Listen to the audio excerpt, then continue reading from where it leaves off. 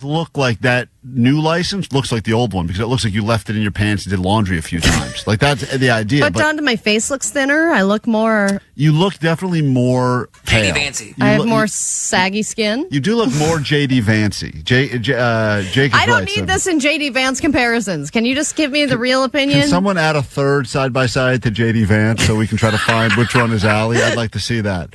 I don't know, Omar. You've seen them both. You think that the new one is better? Because I think everyone's just trying to have a better picture than their last one. I mean, I don't know. I don't see a dramatic improvement. Okay. I don't.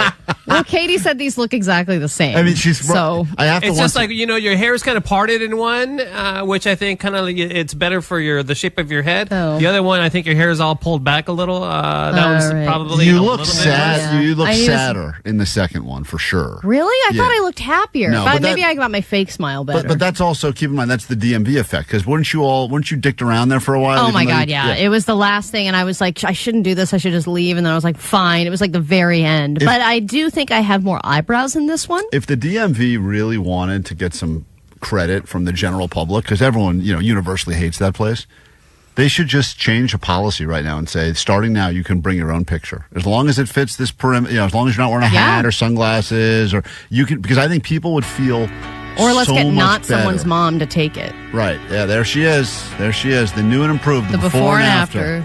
There They both she look is. like befores. JD Vance at the DMV. My before pictures. JDMV, someone's calling you. Okay, come on. Right, well, there you go.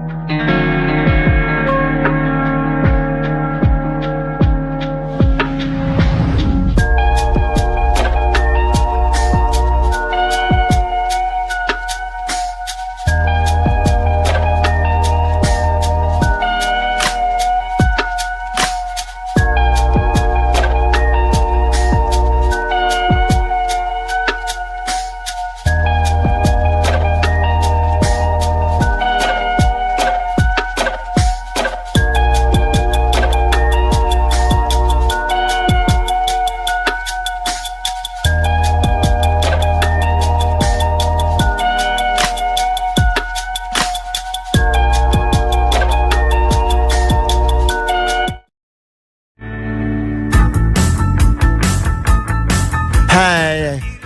Reason to get out of bed. Got sleep in my eyes, clouds in my head.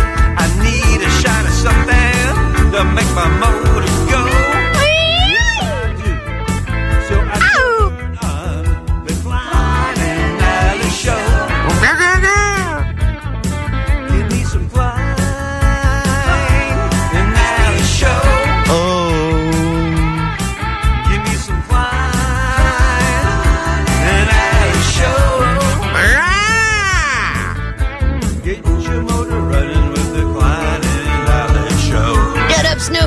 tart. I said, get your motor running with a Klein and LS show.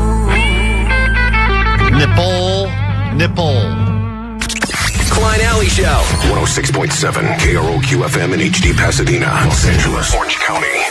This is the world famous KROQ. Well, good morning. A brand new week can officially begin. It's wet outside, and for some, it is a holiday. Yeah, it is. Not for us. We're here doing a live show. You can see us on YouTube right now if you'd like to take a look, or you can listen to us on KROQ as the good Lord intended. Look at your own risk. Yeah, in fact, I want to point out before we get into everything we have in store for you today, and all I really need to tell you is we have Coachella tickets for you, and obviously you want them, and you don't want to pay for them, so just keep listening, and we'll have a pair to give you at some point this morning. Someone is telling us we should probably stop doing the YouTube immediately for a variety of reasons. Here's one of them, Allie. Here's something that you have going on with your physical appearance that I don't even think you were aware of. Oh, there's a few new things that I'm aware of now. One, my hot yoga teacher pointed out, and there are many more that I think the comment section of our Instagram pointed out over the weekend. Is it JD Vance? No, that was going into the weekend. Get him straight. This is someone who's concerned about you for something I don't even think you knew you had going on. God damn it. Allie, what's going on with your skin? I'm watching the YouTube. Like, maybe you guys should not do YouTube. Oh, man. Maybe we should just completely get ourselves off of YouTube. I have concerns about your skin. That's not normal. What? And you should probably see a dermatologist. Or What? Are you going to say what it is? That's a crazy thing now. You have be- too much of It's your it? skin. It's too much of it. There's just so much skin. It's covering the whole camera. Yeah. I just have a lot of skin to spare. Maybe No, that I was- thought this would be one of those things where it's like, random person points out a mole mole on turns out to Weather be- Girl, and then it turns out to be melanoma and saved her life. Yeah, those are always good stories. If we want to get some, free media attention for this show, we need one of those stories. So maybe, why don't you go get your skin looked at, find something that would have killed you, and then we'll release this to the media. Okay. And they'll be like, oh, angry caller saves Angry mediocre caller. radio person's life, and no one cares. And see that get lost in the shuffle of Google News. Yeah, that'll be a real story. But also, I do my makeup in the car while driving. So I think there are some days where I'm not getting the ratios right. There's some bad things happening. I'm missing some spots or getting too much of one spot because I'm just doing it by car light because it's dark out when we drive Yeah, we here. saw. There's a video that's been posted up on our socials, very active socials over the weekend, but you can see all of our getting ready to start the show routine. It's very eye-opening and very sad and very jarring, and until I looked at it, I said, man, that is really pathetic. But it's up there right now on Instagram for you to enjoy at Klein Alley Show. And, Yeah, but a lot of people said that we were their motivation because there's all these fake influencers out there that are like, here's my morning routine. It Yeah. just seems impossible, but this feels more reachable for the general Ours public. is very attainable for you. So if you need something, a bar that you can easily meet and potentially exceed, you can check out our morning routine. Before we get into the first song of the morning and get into the show we have planned for you, because today is Cesar Chavez Day. Allie has a very important message that she would That's like him. to deliver. And so this is Allie's message to all of you celebrating today. There you go. So if you see someone, walk by and give them a nice Wakina Wakanda. I'm sure they will greatly appreciate it and or punch you in the throat. Good morning. Welcome to KROQ. Here we go.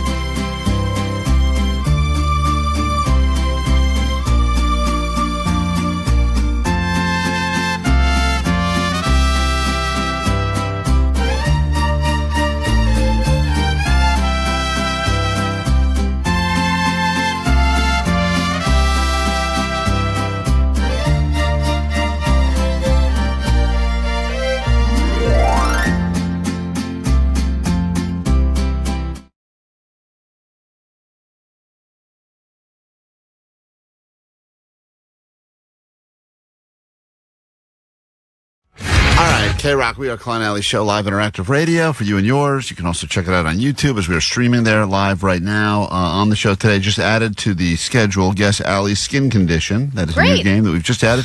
Coachella tickets up for grabs. We'll give those away at some point. Also going to get you into, wow, this is exciting, Allie. Universal. Oh, nice. 4-pack tickets to Universal Fan Fest nights. That'll be coming up later this morning as well. All you got to do is keep listening to the show. Lots to get into. We got March Badness, of course, Netflix or Notflix, as we're in the last day of the month of March already. And that's just some of what we have planned. Jake was at WonderCon all weekend talking to the other nerds there. We had a very busy weekend. Got some audio from that. Everything that happened up in the mountain, the big polar plunge, which was, saw a lot more of your skin than I ever thought I would see. Exhilarating and also You're very have to redo that. You know that, right? regrettable. I knew redo Omar, what? I knew Omar would say that. Huh?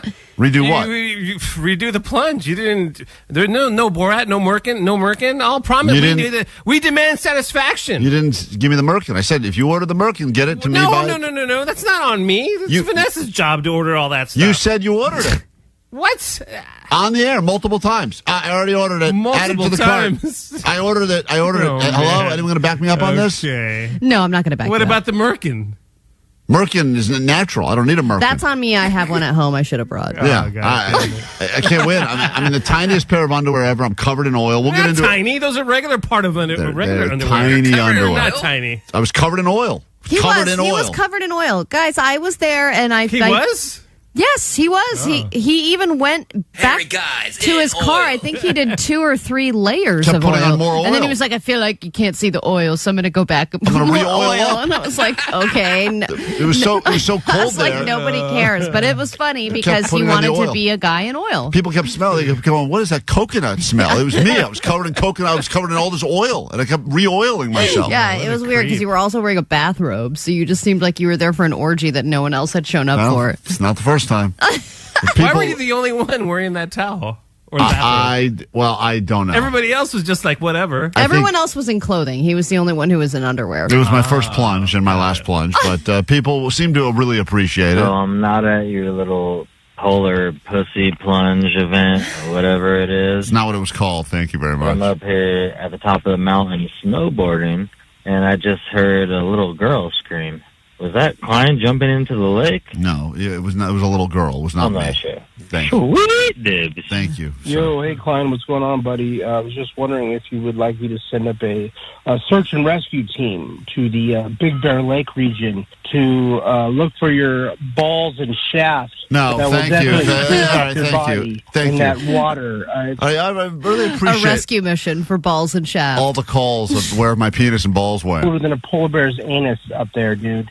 And you are definitely going to lose your twig and berries All right. in that water. Me and my team can come up there. We can sweep the lake floor. And I get it. Thank you. Looking for my penis. Did Very you funny. even? I was very busy this weekend. I didn't see all the social media, but I did see some video of people actually plunging. I never saw video of you actually plunging. You were kind of just waiting in there. No, I have the video of him plunging. Oh, he has plunging? Oh, okay. He The did video plunge, being okay. released at some point today. People are not Got happy with the it, lack okay. of video that's been released up until now. There had to be editing. We had to CGI me in the actual lake. I didn't leave. I was in the valley all And weekend. thank you to all the listeners who also plunged with Klein Yeah. because I didn't have to do it alone. Yeah, it was- You really did do it. I was there and I saw it all happen. And Klein believe did do it. Aside from the banana hammock thing, he did everything he said he was going to do. Well, love you, Omar, man. I'm reading the text You're line welcome. now. But no, I'm reading the text. I love you, Omar, man. But of all the people to be complaining about this bit, you should have been jumping in the goddamn lake. And I had so many Nope, people. not my fault, man. So many people came That was up all to- on you again So many because you people. said, we got the tuba all handled, and no, there's no Klein tuba. said, I ordered it. I ordered Yeah. it. Yeah, all right. Well, anyway, we got to take a break. If you want $100 of Allie's money, get it while you still can. 800-520-1067. 5 questions about the news.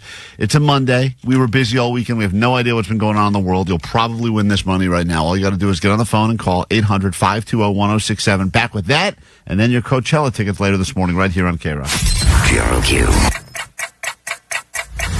Coachella might be one of the most iconic music festivals in the world. The countdown to Coachella will be coming to a close very soon. Headliners are Lady Gaga, Green Day, and Post Malone. Welcome to Countdown to Coachella. This is going to be epic. It's KROQ's Countdown to Coachella. Listen at 9 a.m. and 5 p.m. to find out how you can win 3-day passes to Coachella, April 11th to 13th and 18th through 20th, Empire Polo Club in Neo, featuring Hey, this is Billy Joe from Green Day. Green Day, Post Malone, Lady Gaga, Megan Thee Stallion, Travis Scott, Jimmy Eat World, The Prodigy, The Original Misfits, Basement Jacks, Joe, Lola Young, The Beaches, and tons more. Just basic being KROQ's Countdown to Coachella. Keep listening to win. Courtesy of Google Voice. The world famous KROQ.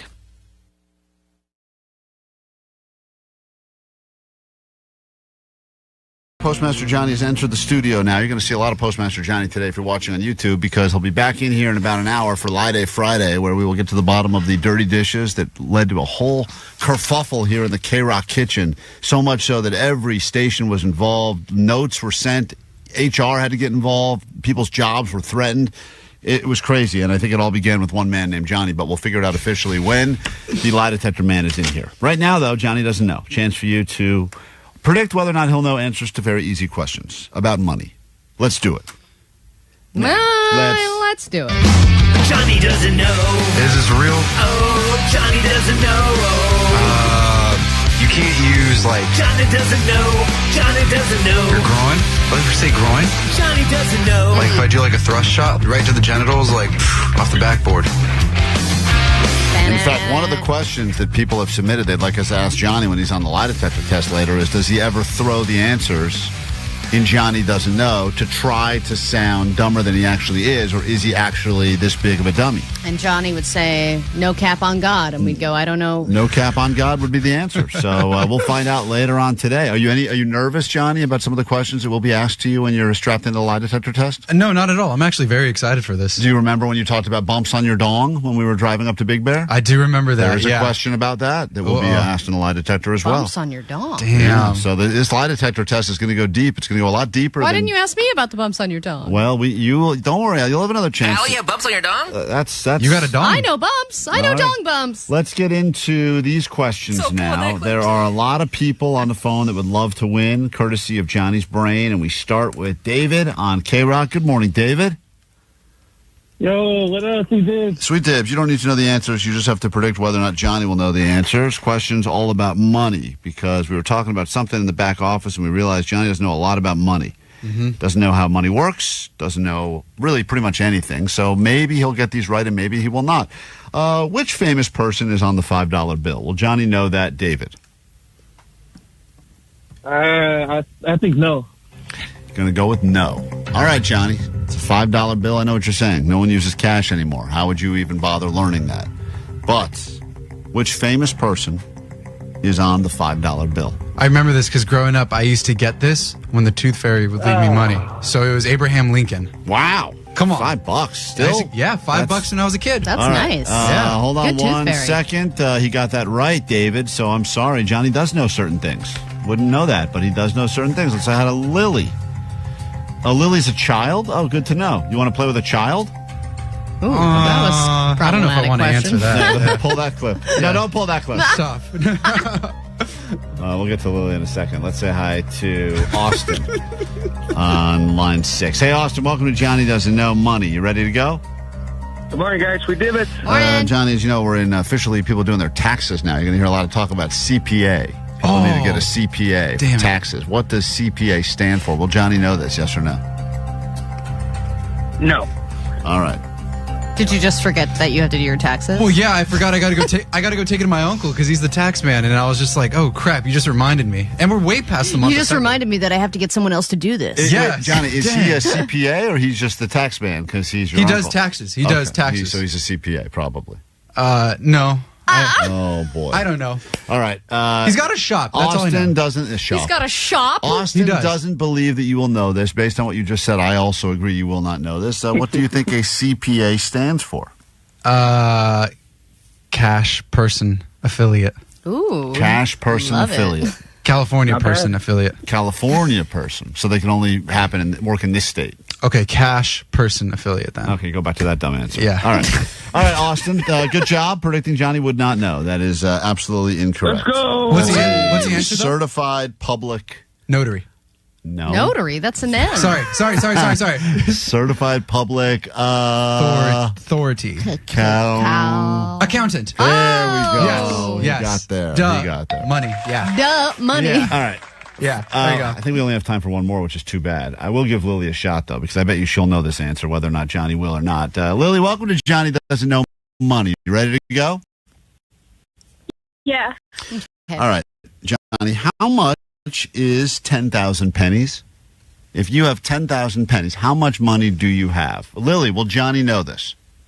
No. Okay. Johnny, you have 10,000 pennies. How much money do you have? 100 pennies make up $1. 10,000 times 100 sounds like 100,000. $100,000? A million. No, 100,000. 100,000. A million's too much. 100,000 pennies. Means $100,000? Yes, because we're at no. Well, I'm going to go back to the question. Sorry. Wait. The One more question time, please. is how much money do you have? His head is about to explode. You can watch his head. Locking in My right uncle would know this. He would. He would. I gotta call my uncle. I'm sorry, Uncle. He's the guy I give all my pennies He's to. got a shop. He's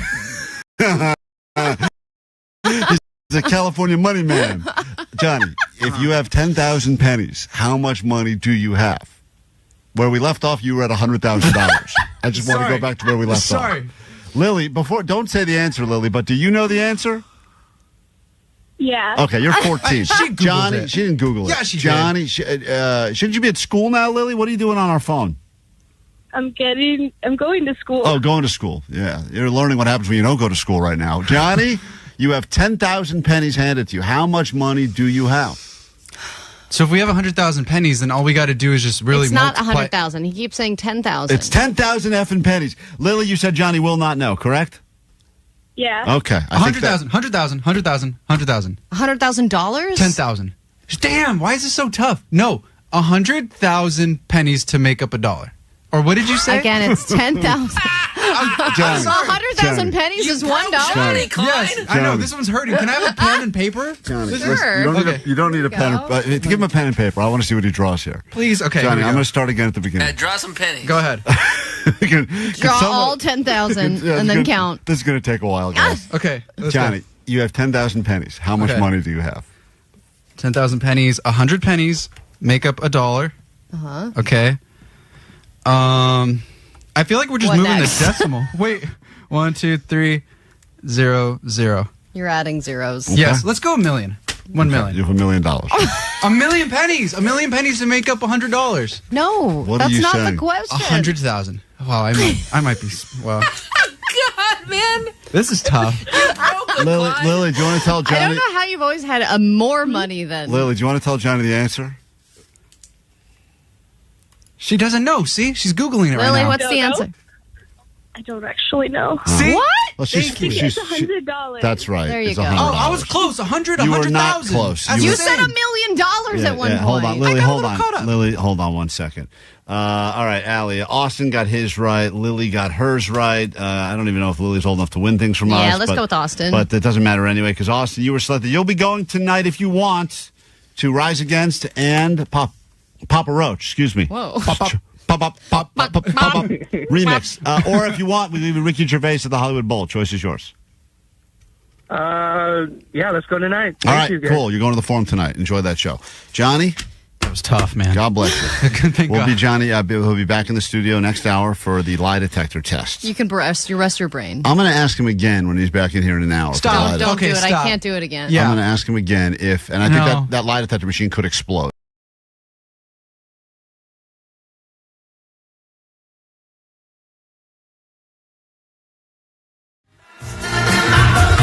The number to join us, I forgot to unlock the phones this morning. Sorry about that. It's a holiday. I forgot that we're actually here working. If you want to call now, that's the holiday, Allie, celebrating Cesar Chavez Day. That is Allie's other impression. She does a lot of impressions of Cesar Chavez, and that's Look, one of her best ones. Can we stop a little bit? Because I feel like if people hear this out of context, they're going to think I'm hugely racist. Well, we did get a call from last week from a woman that was very angry, and Vanessa did not. It was so funny. Vanessa goes, "There's a woman on the phone. She is brand new listener to the show, and she is livid. She heard your impression of whatever the thing Omar plays all the time. Whatever insert slur here. Yeah, which one? Tina Makana, whatever the thing is. Hey, I'm looking the Wakanda. That one? No, not that one. That's offensive to a different No, not that one. A different one. It's the Irish offensive. It's the more Latin.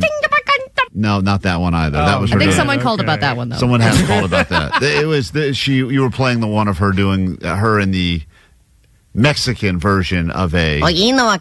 That's right, which she claims is not her impression of a person, but silverware.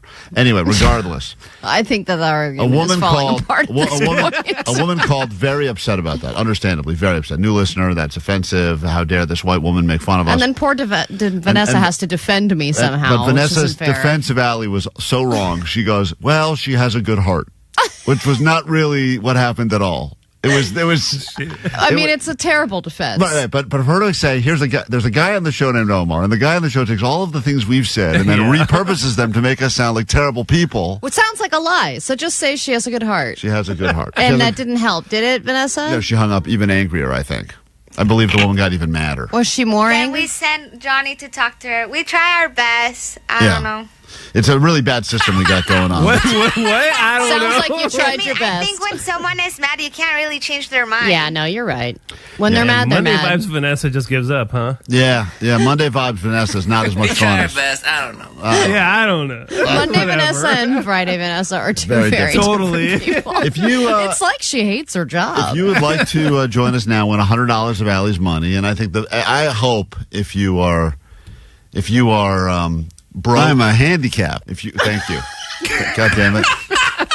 He's got a Please good heart. call in and complain. Yeah. If you need $100, if you would like extra money for whatever, now would be a great time to call. 800-520-1067. We've got 5 questions all about stuff going on in the world. I think these are easy today, easier than normal, because we threw them together last possible minute. We didn't dig deep in the news. So we'll get to that in a moment. And a brand new theme song, Allie. She thought 23andMe was a dating app. Whoopsie-doos. Let's find out if Allie knows the news. You know, I did. How come you didn't ask me about the bumps on your dong? Okay, great. Oh, what a great sign up there. Let's get into this game right now, and I hope you're up for the challenge. Allie, as you know, every morning around this time, Allie puts her own money where her mouth is. If you'd like to join. I lost last week. She did lose last week, I think, and twice. If you're Mexican, you'll double it, right, today? No. Allie will double it. No, I sure, fine. I will. She's going to leave the KROQ studios now. I got the questions here, and a lot happened this weekend while we were plunging in Big Bear Lake that I was unaware of. So you'll learn something. Hopefully we pay the people. Allie is storming herself out of the KROQ studio right now. I'll say hi to Caleb. Give him a shot at Allie's money. Caleb's right? not a Mexican name? Caleb, are you Mexican? Yeah. You see? Whoa, I believe right. it. Here we go. And by the way, you can play. It doesn't matter what your gender, ethnicity, religion. Anyone's welcome to play Allie Knows the News. You're all but not on Cesar Chavez Day. Especially on Cesar Chavez Day. Oh, okay. Let's go. I got 5 questions here. Let's go ahead and start your round right now. Allie Knows the News. All right, Caleb. $515 million Powerball ticket has been sold and won in SoCal, but where exactly was that winning ticket sold?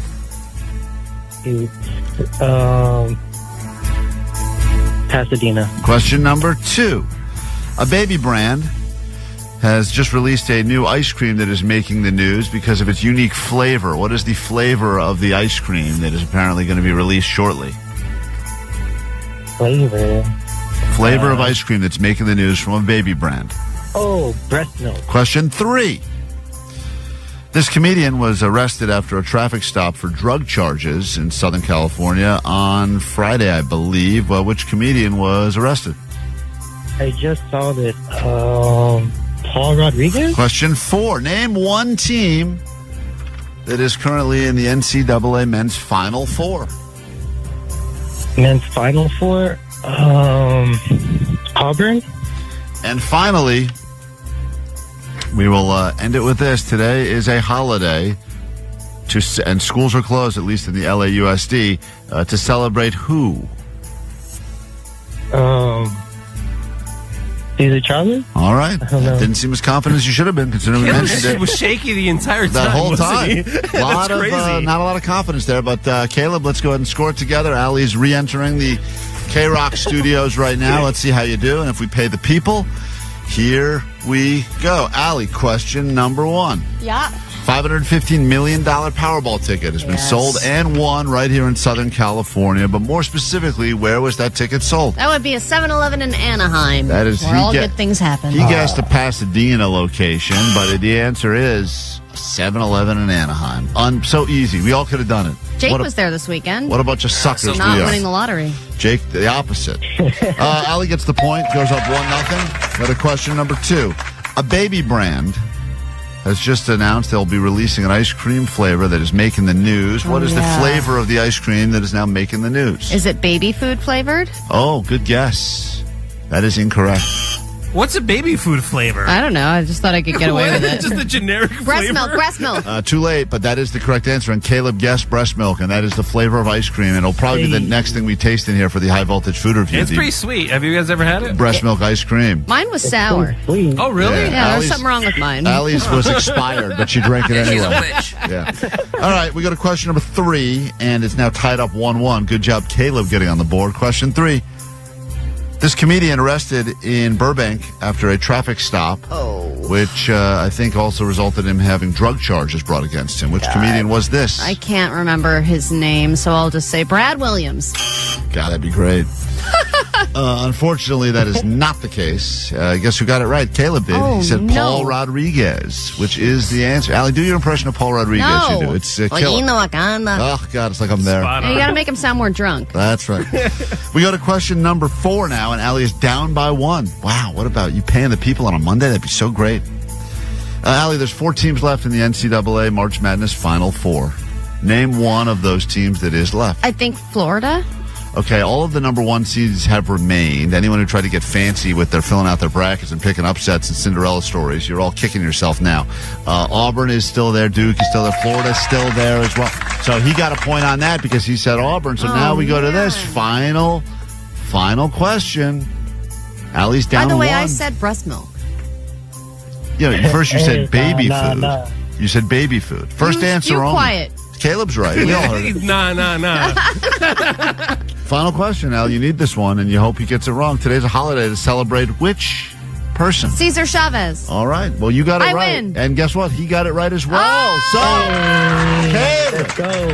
on this Cesar Chavez Day Why on Monday, did I double it? Allie will be paying the people. Congratulations. Hold on 1 second for your money. And Allie, what must you shamefully admit? My name is Allie, and Caleb knows the news. You could bankrupt this company again. You keep losing like this. Oh, did he just give us a Cabana Klein celebration? Wow, that was amazing. Congrats, Caleb. Hold on 1 second, Caleb. Here's some offspring for the rest of you. Show continues next.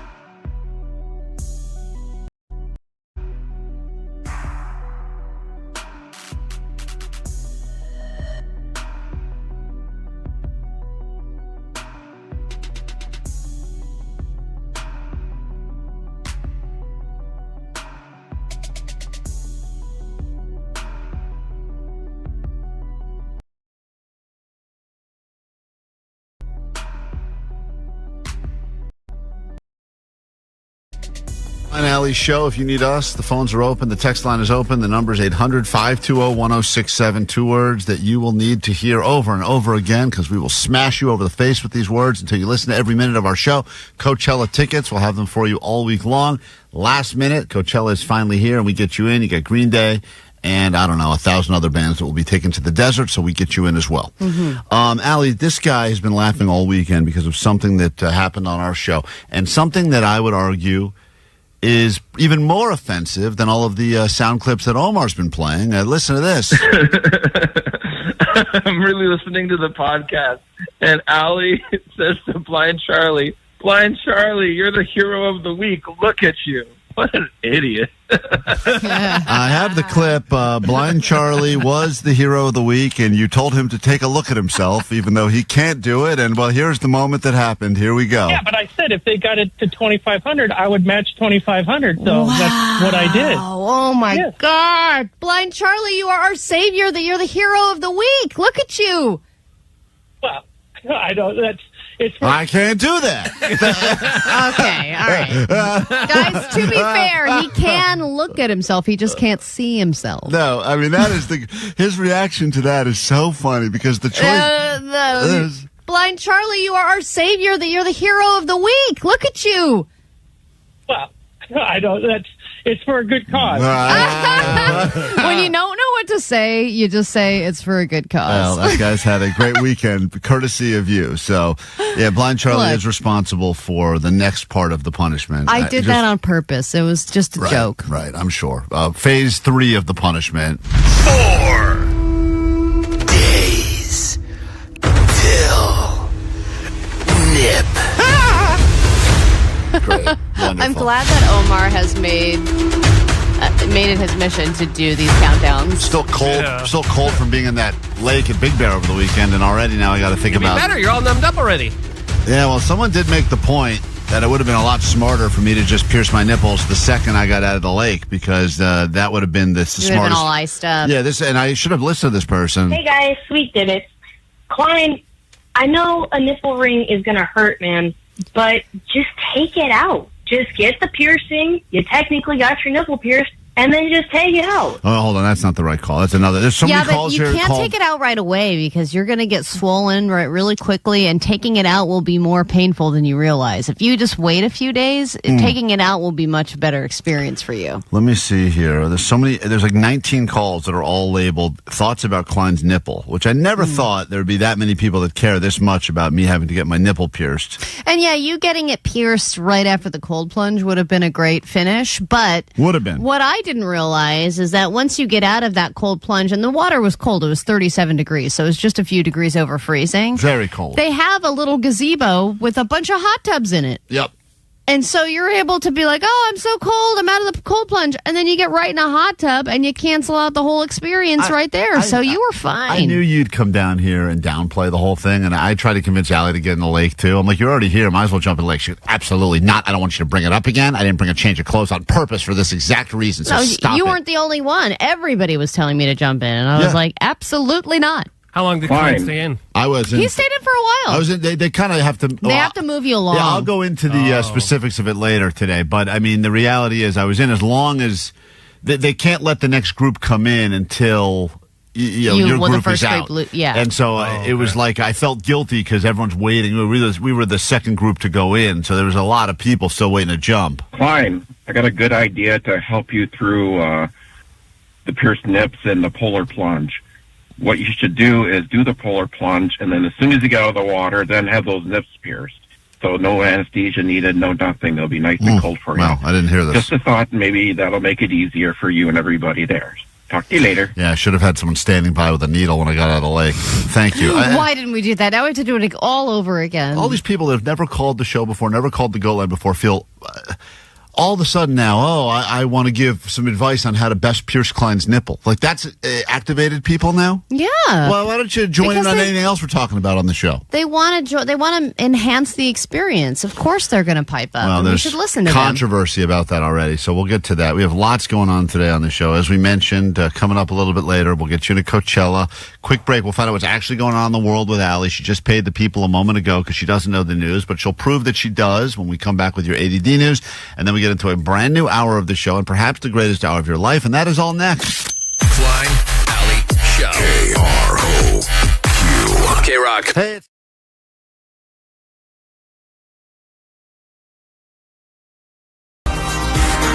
K-Rock, Klein Alley Show. Perhaps you felt the jolt last night as you were going to sleep or just getting home or whatever the case may have been. Man. Big jolt. A lot of people still recovering. 3.9 or North Hollywood. Some people like Klein are still recovering. Real shaker. Still have not been able to sleep. Really messed me up good, I got man. PTSD. Well, there's no one you can sue for that, but if you've been playing a lot of video games lately, apparently there's lots of people you can sue. There's a class action suit that's been going on now that claims that if you've spent any serious amount of time playing any games, app games, traditional video games, etc., you could be entitled to real money, and a woman just got paid out because she claimed that her Candy Crush addiction was crippling.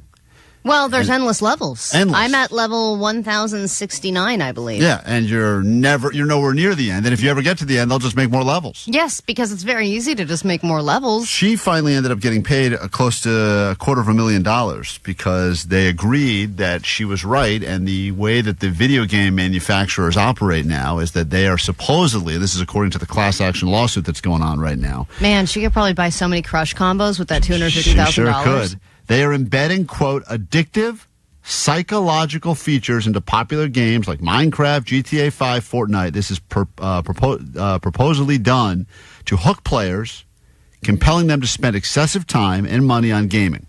Of course. This is what they're designed to do. If they're good at their jobs, that's what they're doing. Now, I guess, like anything else, they claim that if they can find proof that they were attempting to get people to get, quote, addicted and spend money and spend time to the point now where they're saying people are missing school, missing jobs, any video relationships. game is designed to have you keep playing. They want you to play as long as you can. But for whatever reason, I don't know where that line is. Now there's a giant class action lawsuit that's going on. That and you can do it with our phones. You could do it with social media. You could do it with the notifications. Girl Scout releases that cookies. dopamine. Yeah. Girl Scout cookies, all of it. Literally, you can find anything addicting, and we find everything addicting now. I was just actually reading about how people are getting addicted to AI and chatbots because if you're lonely and you want to talk to somebody, you can talk to AI as long as you want to, and people are now like speaking to them so often that they feel like they can't go without it, like it's a friend of theirs that they need to constantly be checking in with. Well, there's a wellness retreat that apparently has just opened up for people that were addicted to the day trading of the cryptocurrency.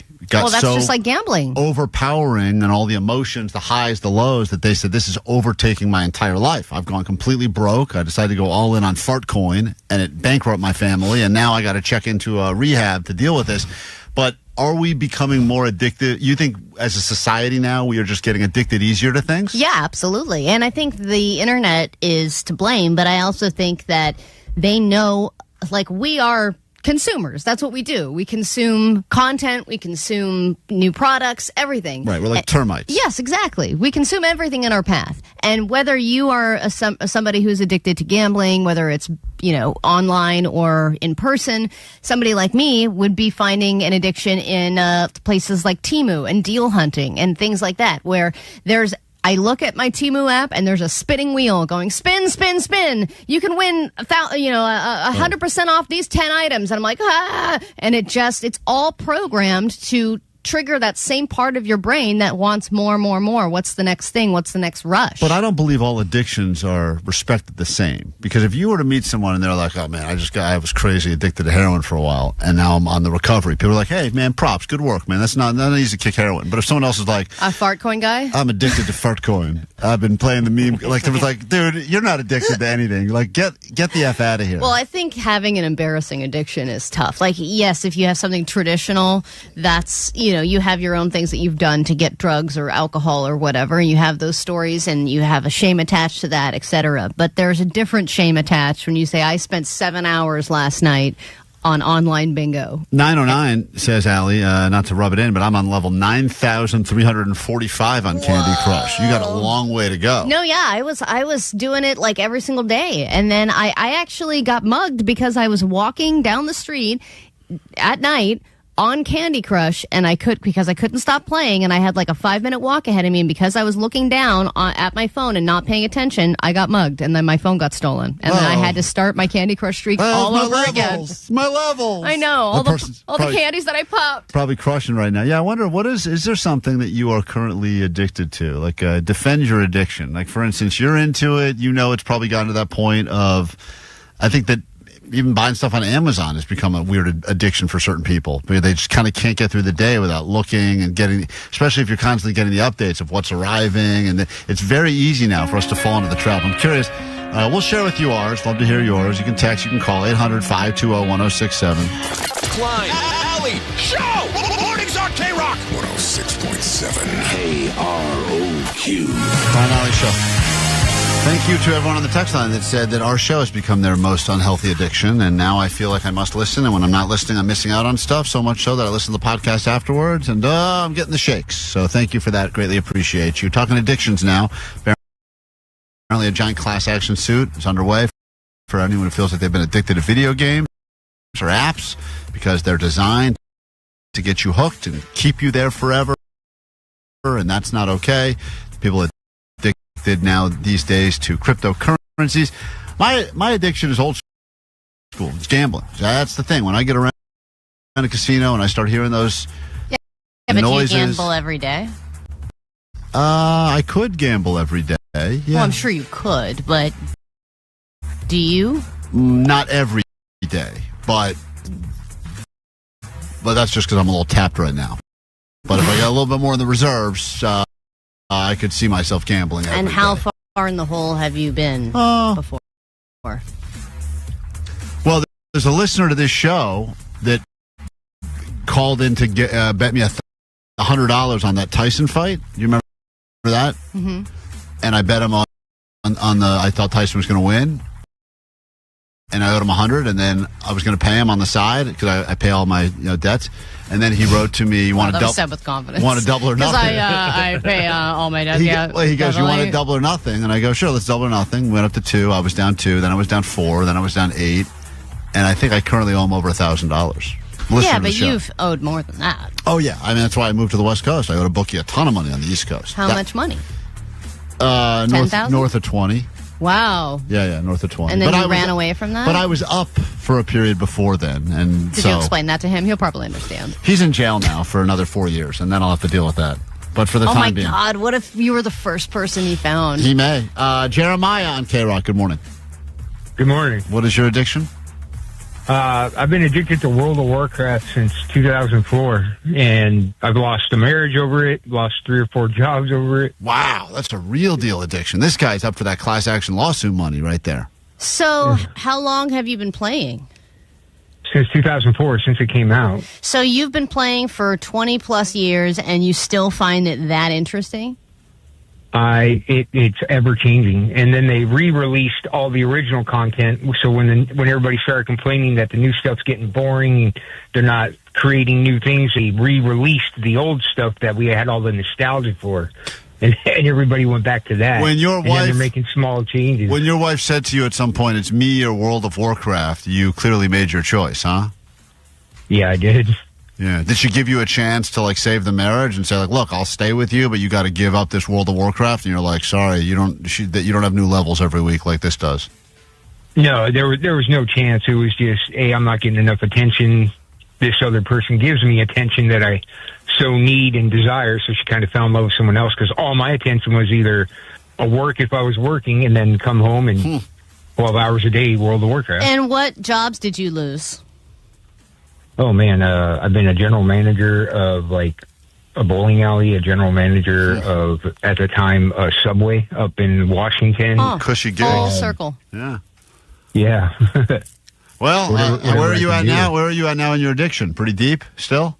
I'm on my way home to play World of Warcraft.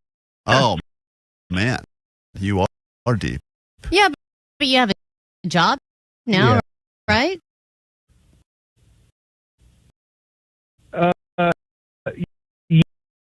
Yeah, that's the funny part, because what my job is, you think I could beat my addiction to World of Warcraft. What is your job? I'm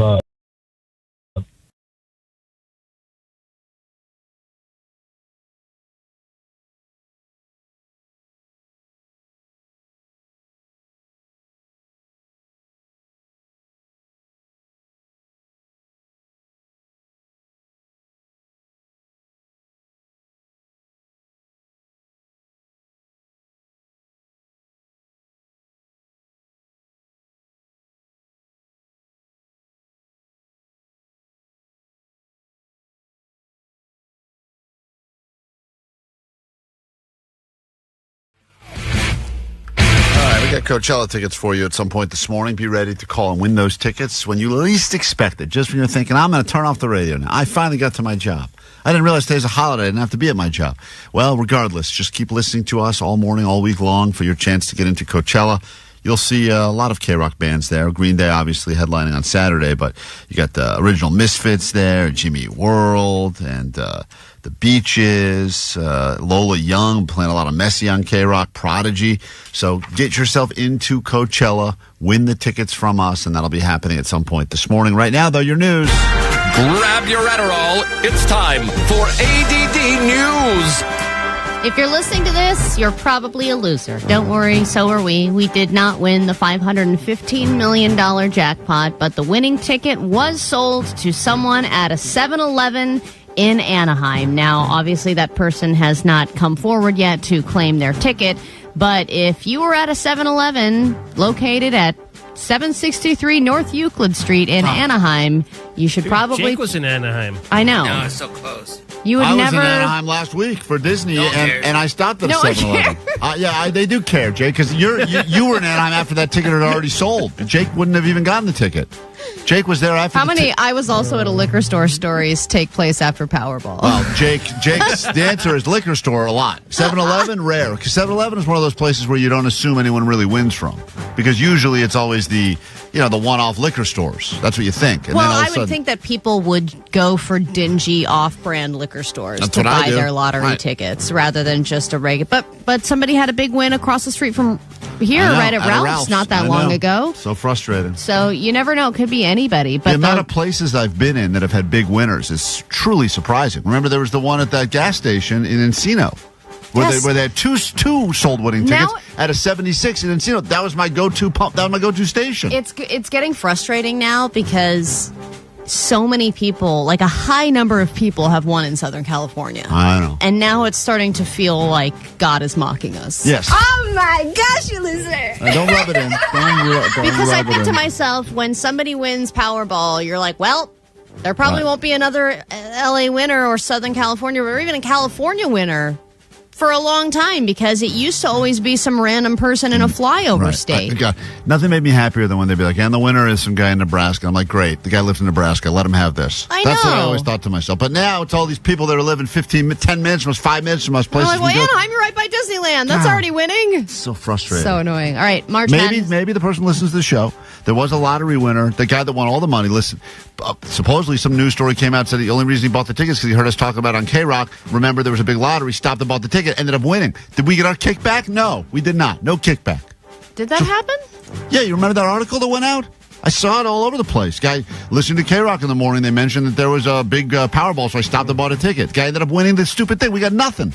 Nothing, Allie. Yeah, that's not fair because I think in addition to the liquor store that sold you the ticket, the person who told you to buy the ticket should get a cut as well. Maybe not $1 million. I know that's what the store gets, but at least, some 10 G's or something. Just Take give us a anything. little something. Take All right. anything. Speaking of losing, March Madness has entered its Final Four, and your bracket's done. It is Duke versus Houston and Florida versus Auburn, and there were some exciting finishes to the Elite Eight over the weekend. But here's some interesting news in women's basketball.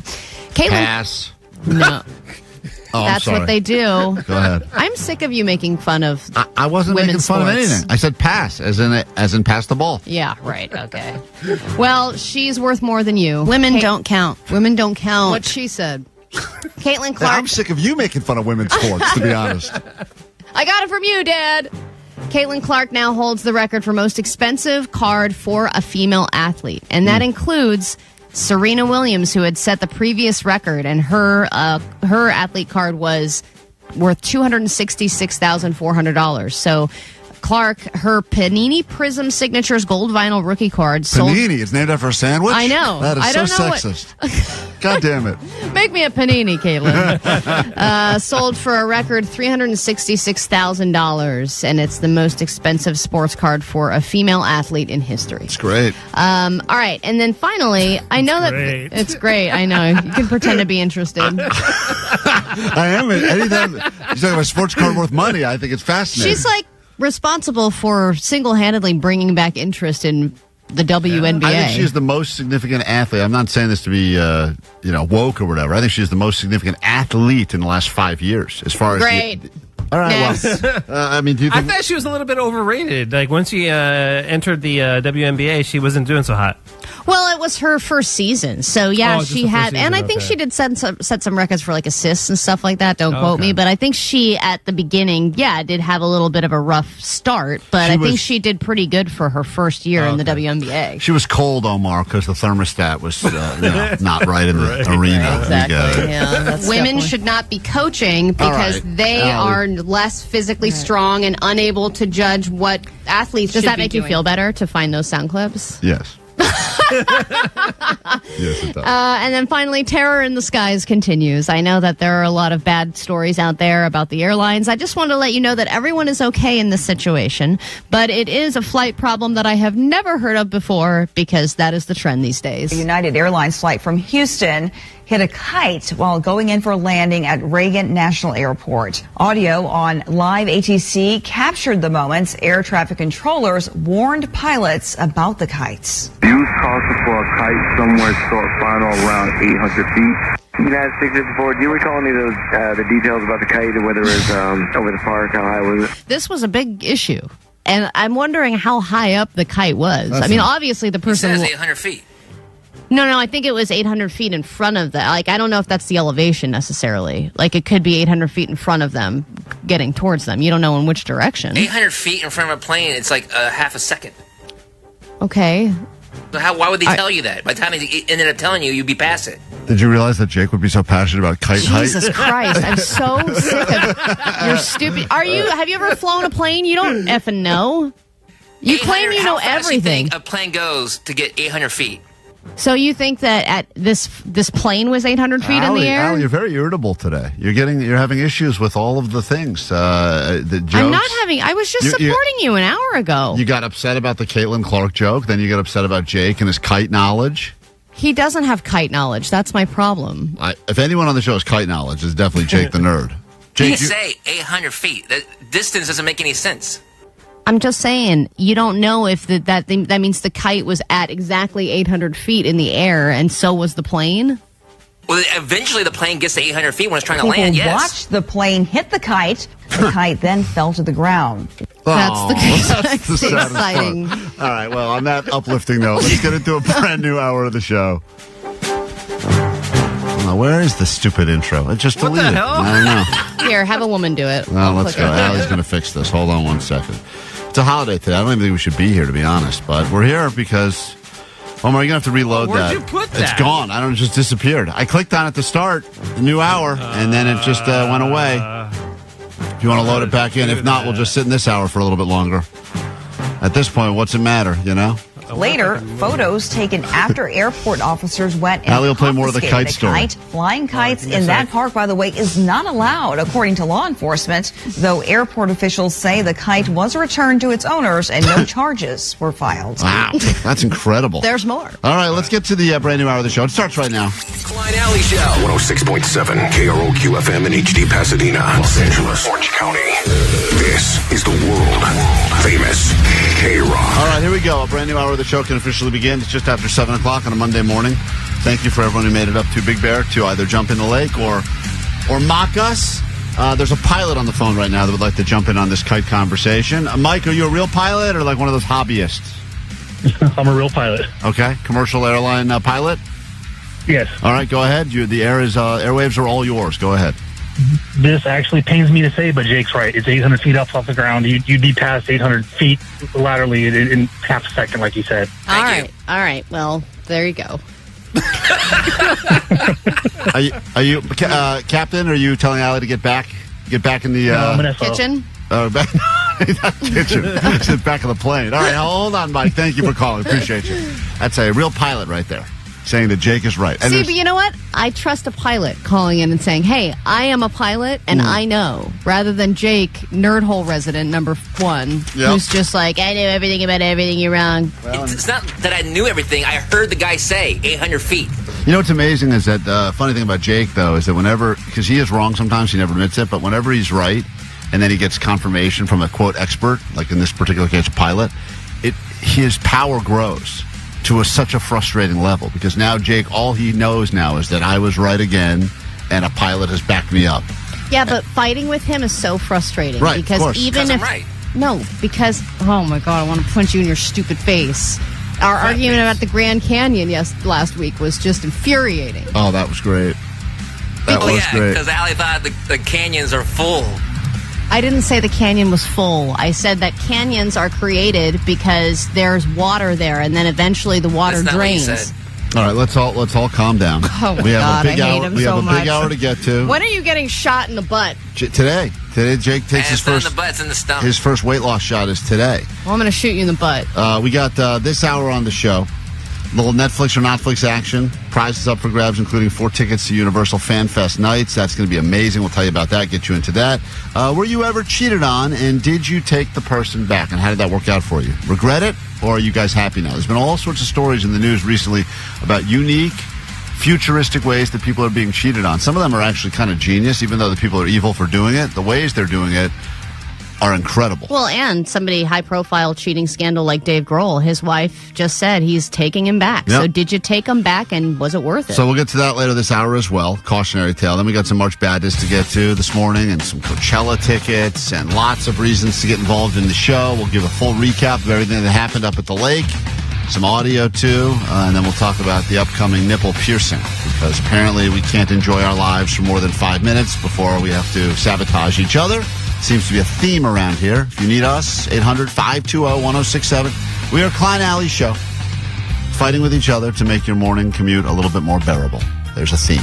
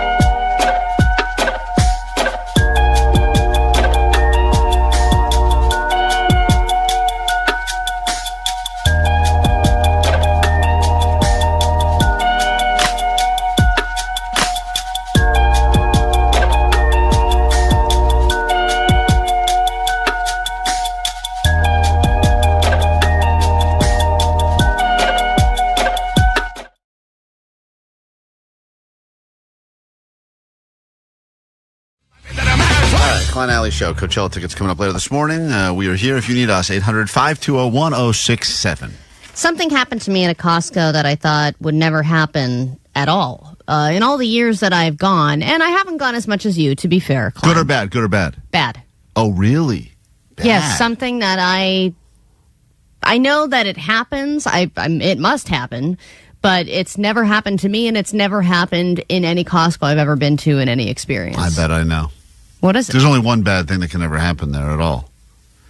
It was on a Sunday, so I was already there at a very crowded time, very, very busy day, a lot of people buying summer stuff, stuff for the week. It was very, very packed. I have a guess, because there's only a few. Well, sometimes you can run out of samples right before you're up. That sucks. But I have a feeling, because I have seen this happen only once, and it happened to me. And I was like, what? You got busted by the receipt checker. So that's my guess, because it's so rare. You just think guys aren't doing anything. Yeah, that's what you think. Omar, you think they just draw smiley faces with highlighters. And I'm telling you, I look at them, look at the card, and then and it doesn't. I always thought for years, what a cushy gig. I don't think they do anything. And then one time, this person, I don't know if they were like Rain Man or what, but they were able to size up my card and go. So it happened to you? One time it happened to me. One time they're like, one of the cases of whatever water under your cart wasn't paid for. I'm like, how is that possible? What? And I was like, they're like, you got to go back and pay again. I'm like, you got to be kidding me. Okay, so is that what happened? You're correct, but it didn't happen to me. So I was walking out, and like I said, jam packed, both lines, because there's a receipt checker on either side of the door, right? And the line on the right's got a big line of people. Line on the left's got a big line, but it seems to be moving faster, and you got to assess in that situation which line do I need to get in. So I got in the one that was moving faster and seemed like the people had less in their carts, so there's less to check. Yeah, it was moving fast. I was feeling really good overall. I did an expert Costco shop, especially given that it was a busy day. Was it a good shop though? It was a great shop. My cart was completely full. But with good stuff, fun stuff, or boring essentials? Well, if you consider turkey bacon not fun, then that's your own turkey prerogative. bacon. Fingernails, might as well. Damn, what are you doing with your life? I'm trying to be healthy, damn it. Boo! All right. You're on a weight loss drug now, okay? You're one to talk. So, anyway, I love it that we shamed Jake into taking the weight loss drug, then brought him all of the food in the entire world in here on Friday. We posted a picture called The Last Supper, and then he mentions one thing about food. We go, yeah, you're on a weight loss drug, you loser. I still boo it. That's fine. He's right. So you know what the biggest weight loss drug is? Turkey bacon. That's true. So there's two more people ahead of me, and she's checking the receipt. She's looking up and down, and she keeps looking up and down. Keeps looking up and down. Starts looking on the side, looking underneath, and I'm going, God, this lady is so thorough. I thought she was my girl. Right. She was the one that was getting, through this at a clip. And then finally she goes, no, there is a container of napkins. Oh. That was not scanned. Oh. And I was like, no. And then meanwhile, I see all these people behind me start cutting through and going to the line on the right. And they're going boom, boom, boom, boom. And I'm going, what do I do now? Because now I'm cursed.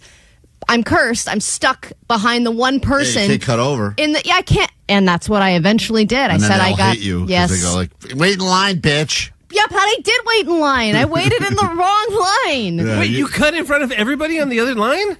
I had been waiting forever. Damn, Allie. Separate lines. Those two lines might as well be in different Costcos. Those have nothing to do with each other. You waited in the one. You had to wait for your turn. You can't cut over the other one. I did. I eventually did because they were going, okay, we have the napkins, but it's not been scanned. She had a ton of stuff in her cart. I don't know how this woman spotted that this one thing of napkins had not been scanned. Yeah. I mean, anybody who has the skill to point that out is incredible to me. Johnny, when you worked at Costco, were you ever a receipt checker? Because I'm convinced the receipt checkers, they don't really, most of the job, 90%, they don't even care. But then every once in a while, they're like, I got to catch someone to make it look like I'm working. Sadly, no. They only let the women do that, and then the seasoned veterans do that. Seriously? That's not even trying to be sexist or anything. That's why I left Costco, I've had my receipt checked by a man before. Yeah, me too. He was an old guy, probably, huh? Yeah. Yeah? Yeah, that's who they let do it. The old guys and the girls. Huh.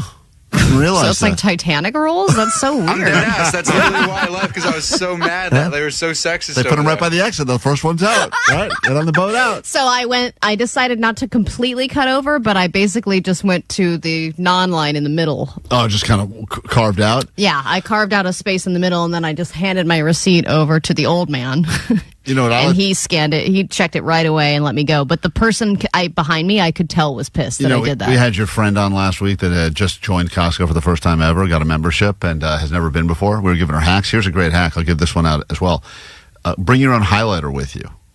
When you get the receipt from the register, when they hand it to you, draw your own smiley face and draw a line on it. And then when you walk by, just hold it up and show the people. I already did it. It's already been. And they're like, what woman or old man scanned that? They'll be blown away. Not one that worked here. Coachella might be one of the most iconic music festivals in the world. The countdown to Coachella will be coming to a close very soon. Headliners are Lady Gaga, Green Day, and Post Malone. Welcome to Countdown to Coachella. This is going to be epic. It's K-Rock's Countdown to Coachella.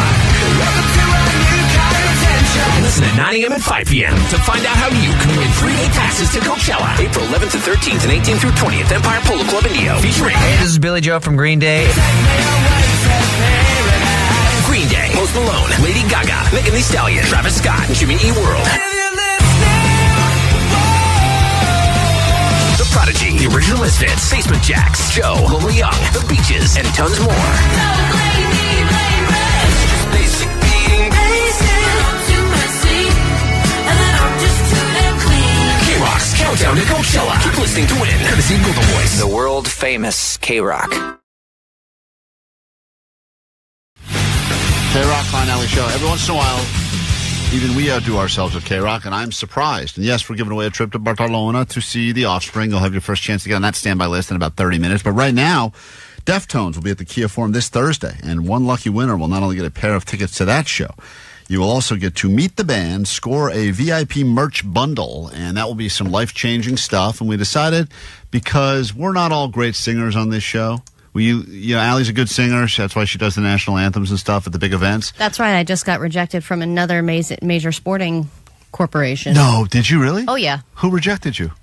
Hockey. Oh, the Kings? Yeah. They passed? Oh, yeah. They said, send me a video of your last couple of performances, and I sent it, and then they said, sorry, we're all booked up. Oh, man. That's crazy. I thought you were going to get it on that one. Yeah, I think it's 2 years in a row now that I've been rejected, so maybe I'll keep the streak going. Yeah, let's go. Meanwhile, rejection is my only streak. And that's a good voice you got. I mean, Allie actually has good pipes. Meanwhile, Vanessa has sung songs like this before on the radio. I'm lost in this memories, leaving behind my own illusion. Lost. Now, that was after she had some dental work done, so she was all numbed up. That was during Numb That Tune. But we decided, because we've got these Deftones tickets to give you, let's do something called Tone Deaf for Deftones. And the argument around here was that I and Vanessa are the two most tone-deaf people on the show.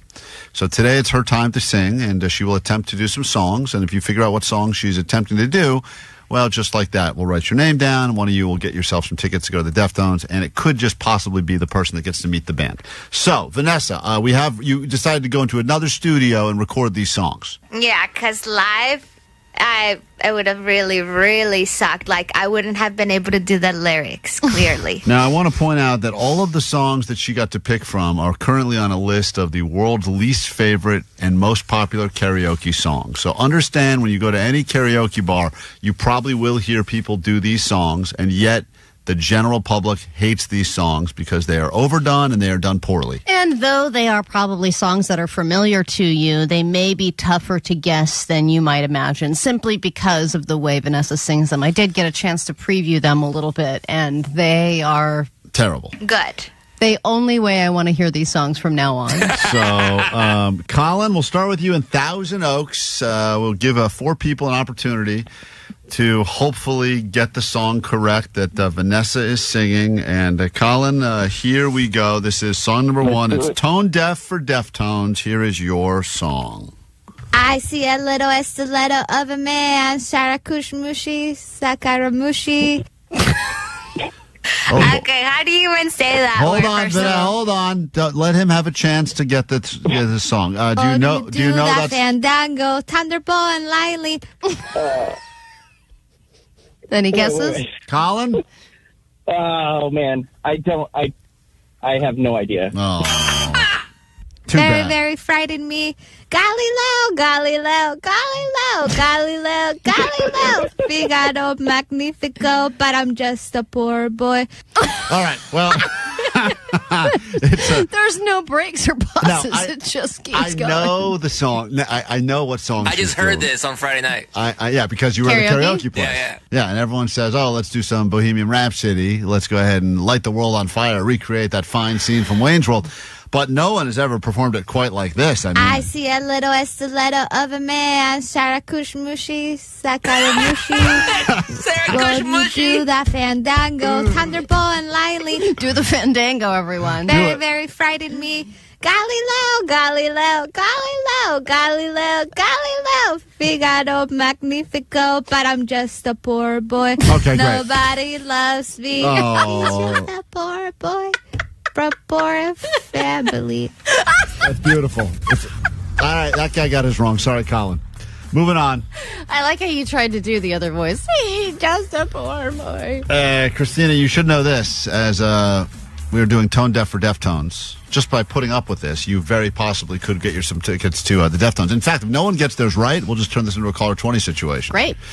So we go down to... No, I think we should just make Vanessa sing more songs until someone gets it. Woodland Hills. Christina, did you know that first one while listening on hold or no? Yes. You did? You did. All right, Okay. all right. These are all songs that are on lists of songs that everyone hates hearing at karaoke, but we gave Vanessa a shot because she is one of the most tone-deaf people on the show. And song number 2 starts now. Here we go. Nibbling on sponge cake. Watching the sun bake. All those stories covered with oil. Strumming my 6 strings. On my forearm perch swing. Smell those shrimp there.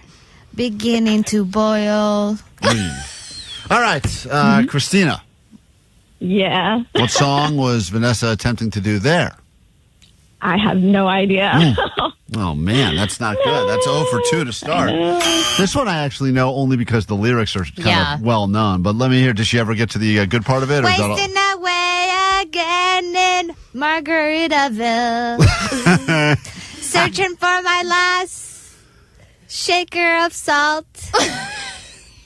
Some people claim that there's a woman to blame, but I know it's nobody's fault. Oh, my God. Nice. All right. Okay, that was terrible. All right. I know it's nobody's fault. You're just joining us. This is Tone Deaf for Deftones, proving that Vanessa truly is tone deaf. And those were two of the probably most iconic, most sung songs in the world, Margaritaville and Bohemian Rhapsody. And people that have heard those songs a million times are still going, I have no idea. I know. So Zero We idea. got to make this even easier. All right, we're going to make it easier then. We'll say hi to Colton in Pasadena. Colton, welcome to Tone Deaf for Deftones. Hopefully you win some tickets to see the Deftones on Thursday at the Kia Forum. Here we go. Colton, did you get the last one while on hold? No, I got the first one. All right, here we go. This sounds so not good. Here is your No. song. This is Vanessa, Tone Deaf for Deftones, and here we go. Never made it as a wise man. I couldn't cut it as a poor man stealing. Tired of living like a bling man. I'm sick of sight without a sense of feeling. And this is how you remind me. This is how you remind me of what I really am. This is how you remind me of Colton. what I really am. It's not you who say sorry. All right. I was waiting on a different story. All right, this thank you. time I'm mistaken for handling you a heart worth of breaking. Colton. Please tell me you know that song. Yeah. I do know that song. Go ahead. How You Remind Me by Nickelback. There you go. How You Remind Me by Nickelback. That is, to be honest, one of the finest versions of that Nickelback song that anyone has ever heard. I've been wrong. I've been down. Been to the bottom of every bottle. Oh, There's man. 5 words in my head scream. Are we having fun yet? No. No. I think we need a karaoke night. No, we're not. One of the most annoying, potentially painful things you can deal with in your entire life is finding out that you are being cheated on, especially if it's someone that you truly trust, someone that you're like, man, this person is my everything. I can count on this person for whatever it is I need. How could they do this to me? And it hits people. I mean, I know this because I have been cheated on with ex-girlfriends before. And sometimes... How did you find out? Well, one time I was dating this girl.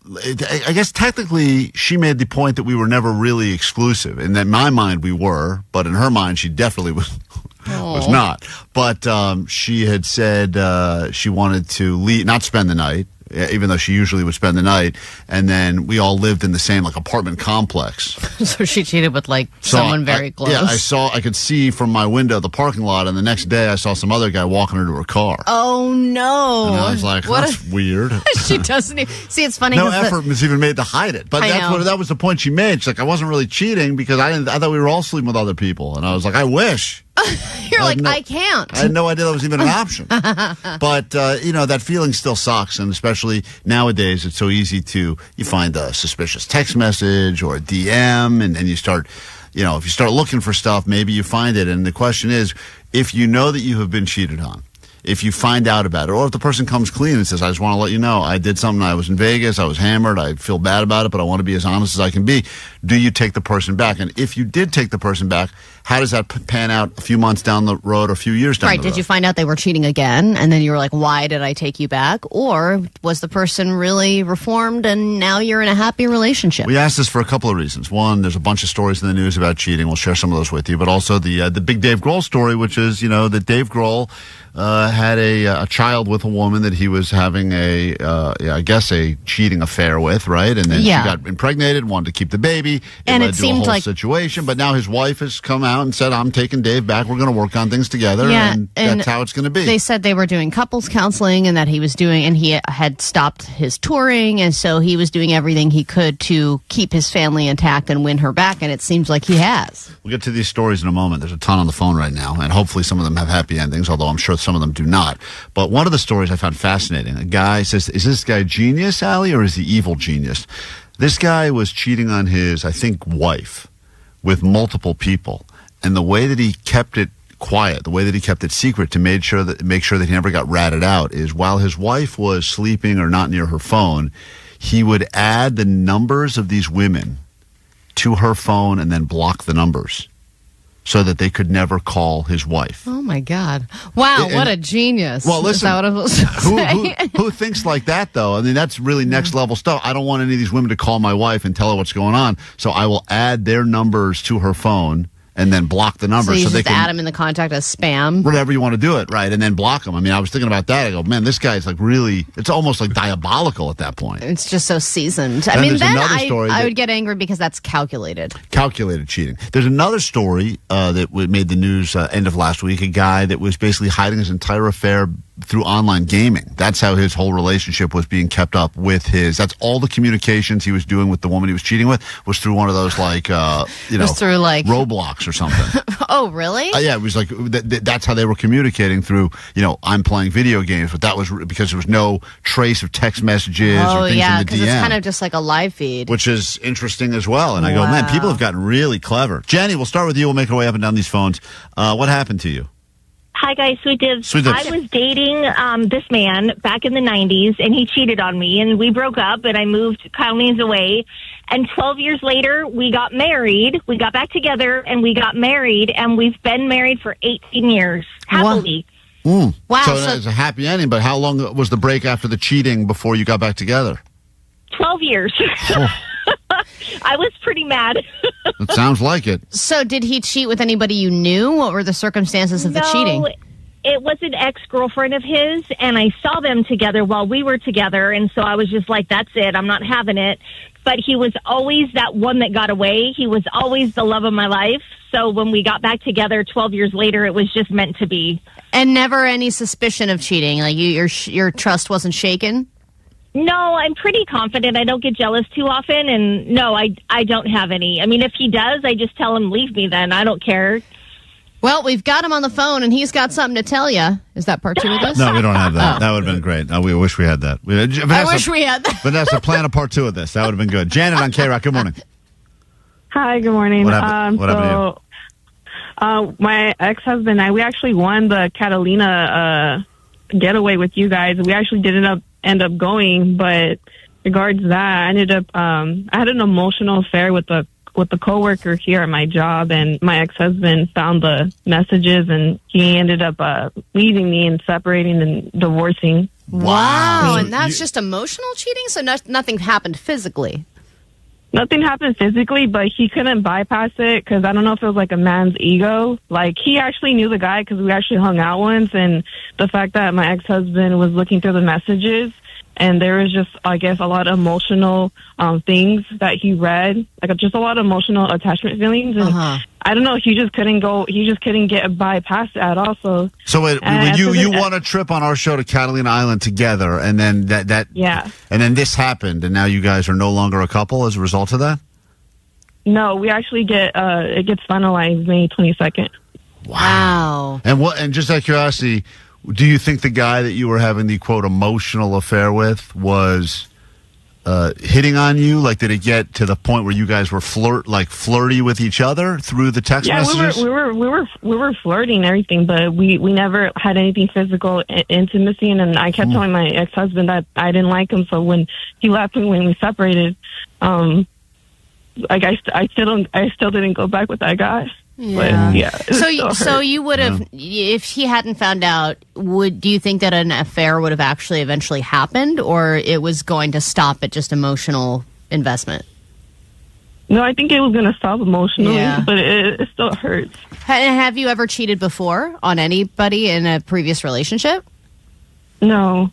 Wow. Well, maybe there's a chance. That's a big reaction. Maybe it comes back together. I would say this much, and I understand in a weird way what the guy's experiencing, because I think that the concept, you think the be-all, end-all is they slept together, right? Because everyone's got their own definition of what, quote, cheating is. There's nothing worse you could do than sleep with someone else, because that's as ultimate as it gets, except maybe butt stuff. That would be next level, I guess.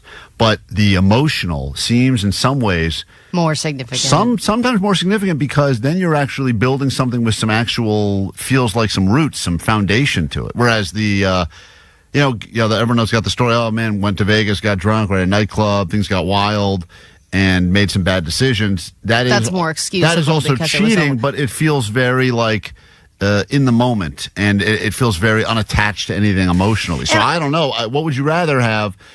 I think regardless of what it is, whether it's emotional or physical cheating, it's the fact that you didn't know about something. I think that's what hurts the most, is this was happening and I didn't know, and I feel so betrayed, and I feel embarrassed and stupid. Sarah, what happened to you? We're trying to figure out if anyone cheating stories ended had a happy ending. What's up? Hello? Hello? Hi, you're on. Oh, good morning. My story does not have a happy ending. Me and the guy I was dating had just gotten back from a trip abroad, and he was at a stage where he was trying to find himself and went back to Paris. We were still in a relationship, and I noticed that our communication was kind of fading out. Little did I know he was full on living with someone. Oh, damn. You were the one who was cheating with. He was cheating with another girl and ended up finding our messages and threw them out. Oh, good. Well, I'm glad he got thrown out on his ass then. Isn't it crazy when you think that you're being cheated on, but then you find out that you're actually the person that they're cheating with? That's a crazy emotional flip right there, because you're like, I can't believe they're seeing someone else. And like, actually, no, they're with someone else. They're seeing me. Yeah, that happened to a friend of mine. She realized that the guy that she had dated for 6 years had been dating another girl since before then. And he had never found, she found out that he had another Instagram. And when she found his Instagram, it was him and this other girl for like the entire time they'd been together.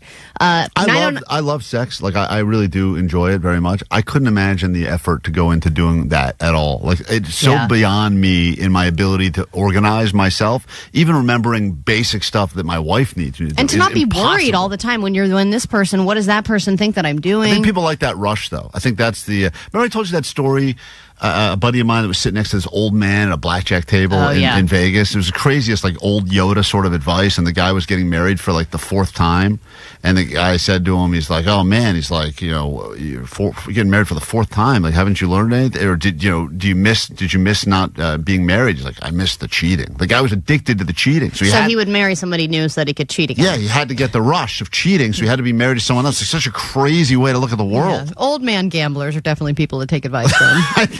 I think so. 909, this is a good story. I can't call because my phone sucks, but my man cheated in the early days of our relationship. We got back together, and after some on and offs, I'm happy to report that we're getting married 7 years later, and our wedding is in July. Wow. All right, well, there you have it. 213, I've cheated on you guys with Seacrest and Big Boy, and I'm hoping you'll find it in your hearts to take me back. You're done. You're dead to us. It's emotional cheating. Netflix or Notflix, would you like to play and win a prize? Call us now, 800-520-1067. That is after Hosier right here on KROQ.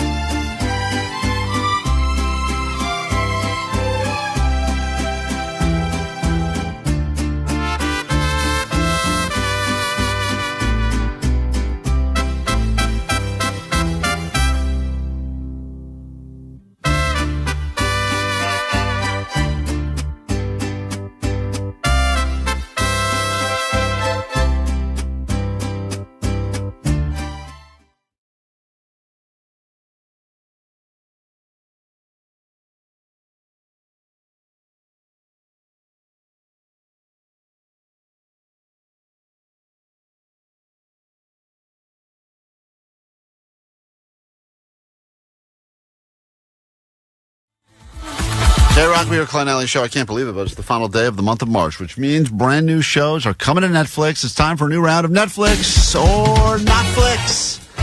All you got to do is hear the description of the show. It could be a show that's coming to Netflix as soon as tomorrow, or something that we've completely made up. And if it's a real Netflix show, you'll hear this. If it's something that we've made up, you will hear this. Not! And if you can figure out the difference between the two, you could win yourself an amazing prize. Allie, tell them what they'll win in this edition of Netflix or Notflix. They'll win 4 tickets to Universal Fan Fest nights. That's right. Step into the best of sci-fi, fantasy, gaming, and anime at the all-new Universal Fan Fest nights, which is an immersive after-hours event where you can live out your favorite fandoms like never before in one place every event night. Select nights starting April 25th through May 18th, only at Universal Studios Hollywood. Listen to Klein Alley Show. All right, great. Let's get into it. Everyone who gets theirs right will write your name down. One of you will be selected, and those 4 tickets to Universal Fan Fest will be yours. We start with Jerry in Riverside. Jerry, welcome to Netflix or Notflix. How are you? Hey, what's up? What's up? All right. Good morning. Good morning. Here we go. Job hunting is not easy these days, even for Blippi. And that's why the lively live-action series sees Blippi take on a brand new role in an educational, kid-friendly adventure where Blippi tries to explore different jobs. From driving monster trucks to making pizzas, it's a tough job market out there. Even Blippi needs a chance. Is this a Netflix show or is this a Notflix show? It's called Blippi's Job Show. Wow, that sounds like the most boring show ever. But I feel like kids are like trying to play simulators with jobs, so I think I'm going to go with Netflix. All right, let's find out if they have figured out a way to tap into Blippi for even more money. And the correct answer is... Wow, that's is really happening. Really happening. It's Blippi and his new sidekick, Mika. Is that her name? Oh, Mika, yep. Yeah, and the two of them are looking for jobs now. Everyone's looking for jobs, even Blippi. Hold on one second, Jerry. You got it right. Kidfluencer people are all working together now. It's like Mika, Miss Rachel, and Blippi all the holy trinity at this point. Man. But is it even Blippi? Because I thought Blippi got so big that he has like mini Blippis doing his bidding. I believe, yeah, he's got some fake Blippis that are out there doing his work now, and he's just chilling. And the craziest part is that the actual real Blippi, I believe at one point, did a video where he did a hot Carl on some guy. Yeah, he likes taking dumps on right. people. I mean, so that's amazing that he was able to kind of take off after that. I told my kid's preschool teacher about that. It's a weird... She was like, the kids love Blippi, and I was like, you know what happened to him, right? She was like, what? It's a weird thing to share with people, because then you come across like the weird one. You're but like, I had to say something. I get it. Anyway, that's real. It starts on Netflix on April 7th. Hold on one second. Jerry got his right. We move on. It's Netflix or Notflix time. Are these real shows, or did we make them up? We say hi to Nikki in Claremont. Good morning, Nikki. Welcome to KROQ. How are you? Good morning. Hi. Thank you. All right. Is this a real Netflix show, or did we make it up? 2 troubled couples battle each other to win either a relationship-changing exotic vacation or a quickie divorce. Can they try to work together and work it out? Or will they win tickets to Singleville? This show is called Couple Trouble. Couple Trouble. Netflix. You think that's Netflix? Show me Netflix. Yeah. Not. No, that is not Netflix. I made that up. Did you say couple trouble? That's right, Allie. Or did you say couple trouble and then you were like, that doesn't rhyme, I'll go with couple trouble? That was my thought process. And she still fell for it because she thought it was real, but it's not. We move on, Nikki. and we say hi to Aaron, listening to us in Chino this morning. It's KROQ. It's time for Netflix or Notflix, because a new month of shows coming tomorrow. And just when you thought they've thought of everything, they give you a whole new month of stuff, and some of these we've made up. Hello, Aaron. Hi. We will go with this one now. Is it Netflix or is it Notflix? 7 marijuana enthusiasts compete in a race to the top of Mount Everest to see who can literally get the highest. With 1 Sherpa, 1 ounce of weed, and enough supplies to last 1 week, we will figure out in this exciting competition who is the highest. A new show coming to Netflix called High, Higher, Highest. Is that Netflix or is that Notflix? If it was real, Johnny would try to get on it, but I think it's a Netflix. All right. Is there an actual race up a mountain involving people that like weed? Let's find out. No, it is not. Hold on one second, Aaron. You got yours right. Congratulations. Seems like it would be a huge liability. Yeah, but I think if you sign a release form, you're fine, right? Isn't that what we learned about this place? Doesn't work. Nope, seems like it only works for Netflix and every other company. Just not here at KROQ. Every time I'm like, how are they able to do that? Yep. That's crazy. I know. Moving on. Let's say hi to David in Garden Grove. Good morning, David. Good morning, sweet nipple piercing. Thank you for that. A Thai comedy where a dedicated teacher and his spirited students take on a snow sculpting showdown in Japan to battle a group of delinquent teenagers led by a devious teacher. This is called Frozen Hot Boys. Thoughts? I'm going to say not. Show me Netflix, Frozen Hot Boys. No, that is a real Netflix show that is coming on April 10th. That was such a confusing setup. What is that even about? It's a bunch of teenagers get involved in some snow sculpting competitions with a delinquent teacher, and they're called Frozen Hot Boys. The problem with a lot of these shows Netflix has is, they buy these shows from other countries, and they don't really translate perfectly into English, but they're like, put it on. Anyway, it could be our next Squid Game, so get it up there. Moving on, and you did not get yours right, which means only 2 people have predicted correctly so far. In a very tough round of Netflix or Notflix. Yeah. Hey, Tootie on KROQ. Good morning, Tootie. Hi there. Hi there, Tootie. Mexican comedy drama about a father-son duo that learn that they may not be related, so they go on a journey to find out the truth. And during the adventure, they reconnect with old family and friends along the way. This show is called The Dad Quest. Ugh. Yeah, that sounds kind of real. I'll say Netflix. That is coming to Netflix on April 9th. Wow. So you got yours right. We give one more person a chance, and then we have to go ahead and pick the winner. And we say hi to Jenny, listening to us this morning from the 949. Hello, Jenny. Welcome to KROQ. How goes it? Hello. All right, listen closely. Have you done well while on hold or no? Yeah, I'm fine. Okay. I like that attitude. What do you think? What do you think? It's a cooking competition show unlike any other when the world's best street chefs battle actual Michelin-starred chefs to figure out if street smarts beats actual smarts in this cooking competition series called Street versus Eat. Is that Netflix or is it Netflix? Netflix. Show me Netflix. Not a real show. Ridiculous. That All should right. be definitely a Should show be. over Frozen Hot Boys. I can't believe they greenlit Frozen Hot Boys. Meanwhile, you don't have people doing great taco stands from the street battling Michelin chefs to figure out who's better. Allie, Jerry got his right. Aaron got hers right. And Trudy was correct as well. Who's winning the tickets? Go with the first person that called in, Jerry. Jerry, congratulations. You're a Netflix champion. And you'll be going to Universal for some Fan Fest. Hold on 1 second. Quick break. More show continues next. And Coachella tickets later this morning for everyone outside of Jerry, because he just won. Your 7-day free trial of Klein Alley Show is about to expire. Wait, what? We're always free? How the hell do we make money? Oh, we don't. Great. Look, can I get paid? Ah, F it. Klein Alley Show on KROQ.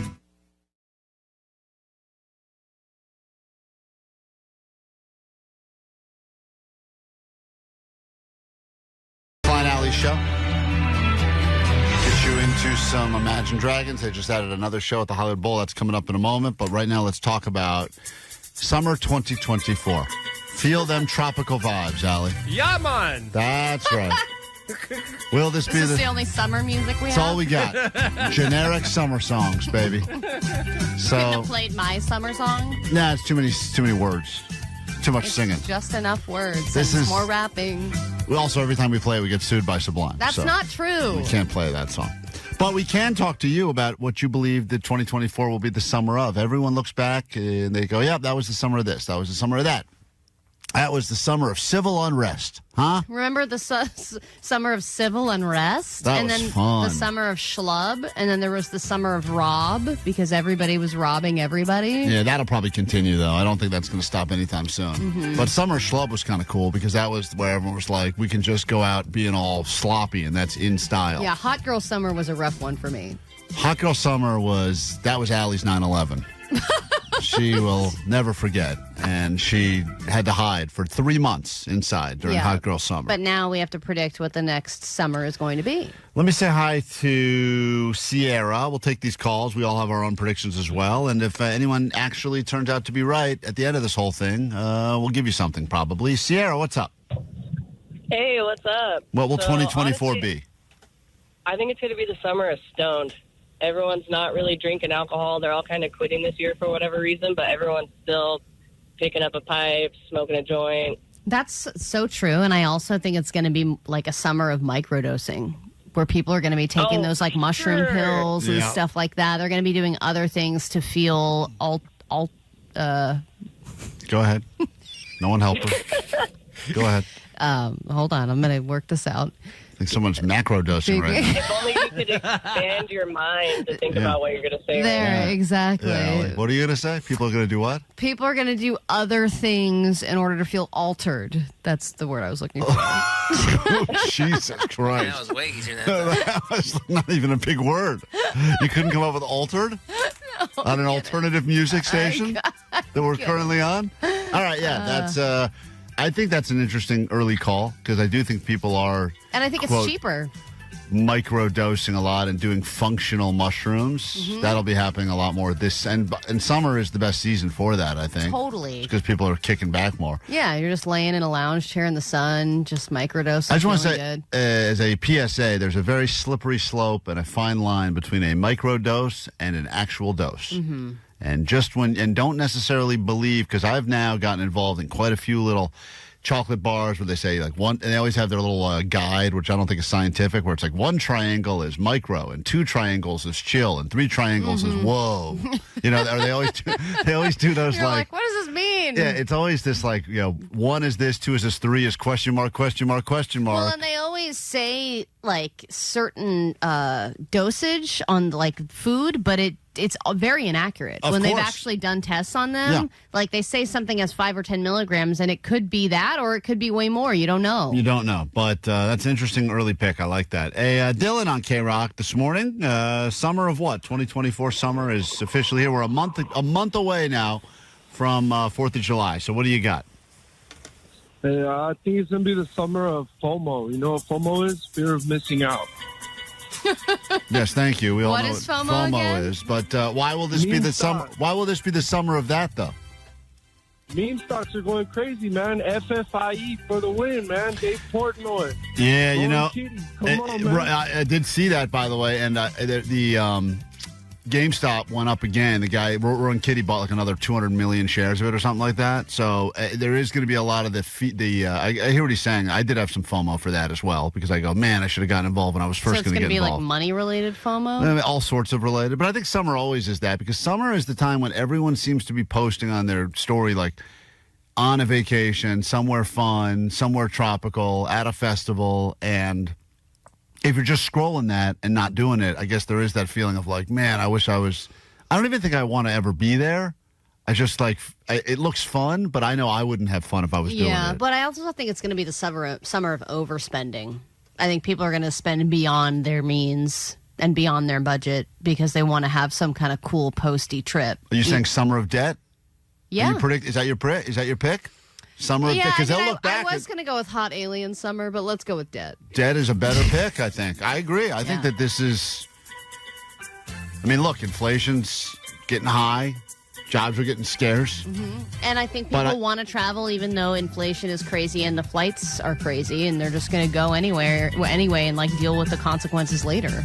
And that's the problem when people say things like, take your mental health seriously, is that I think people use that as an excuse to go like, I really shouldn't go to Fiji right now, but I need this for me. So I'm going to go ahead and open up 4 credit cards. And then 6 months later, your mental health is horrible because you're in crippling debt Right. and really anxious about it. Juan Carlos, 2024 will be the summer of what? I believe 2024 is going to be the summer of Swicey. Okay, you son of a bitch. Swicey. It is a Swicey. summer. It's a Swicey summer. So Swicey. It is a sway. We learned that yesterday in the ADD News. The summer of Swice. It's all about mixing that sweet and spicy together. The summer of Swice is not a bad pick. And Klein loves a hot honey. Yeah, he's a Swice guy. I am I've accepted it. I tried to fight it, guys, but I am, at my core, I am a Swice guy. All right? I'm pretty fly for a Swice guy. We've established that. Vanessa, you believe 2024 will be the summer of what? Rollerblading. It's a terrible pick. Always tries to shoehorn rollerblading in. I'm telling you. Every time I go to the beach, every single time there has been more and more rollerbladers and roller scalers. Scalers. It will be the summer of roller scaling. I was thinking that same thing. I think that because after the pandemic, everyone was trying to take up rollerblading, and now people are still trying to stick with it. Oh, they bought them, and they're I'm like... telling you, I see more and more every time I go to the beach. Johnny, Postmaster Johnny, you're in the know. 2024 will be the summer of what? It's going to be the summer of men's crop tops. Dudes cropping their top. What you laughing at so hard for? I love that. It's just so specific. Oh, hell yeah. Johnny's convinced. I was trying on a shirt. Does he have one? Yeah, he wears them now. And I was trying on a shirt. He the other does? day. He goes, dude, you got to cut. He tried to convince me to cut the T-shirt I was wearing into a belly shirt. Oh, and my I God, said, you should have done it. I said, Johnny, what the hell are you talking about? He goes, dude, you look like such a square in that dumb long shirt. You got to cut that thing. And I go, cut it to where? And he showed me like just above my belly button. I said, Johnny, have you seen my body, my middle section? It's probably cooler when dads do it, dude. You got probably stuff off good. Way. Yeah, but Johnny's shirts are getting shorter and shorter. His shirts are getting short. I just thought he was trying to figure out how to do laundry for the first time. I thought he was just too tall and was buying the wrong size shirt. Yeah, well, that's true, too. It's like a lot of the shirts I've thrift, they're like really short. They only make clothes for like small European men. It's like big 6'4" dudes like me never have a chance with cool clothes. Good point. Whatever you said makes a lot of sense. So you just got to go crop top.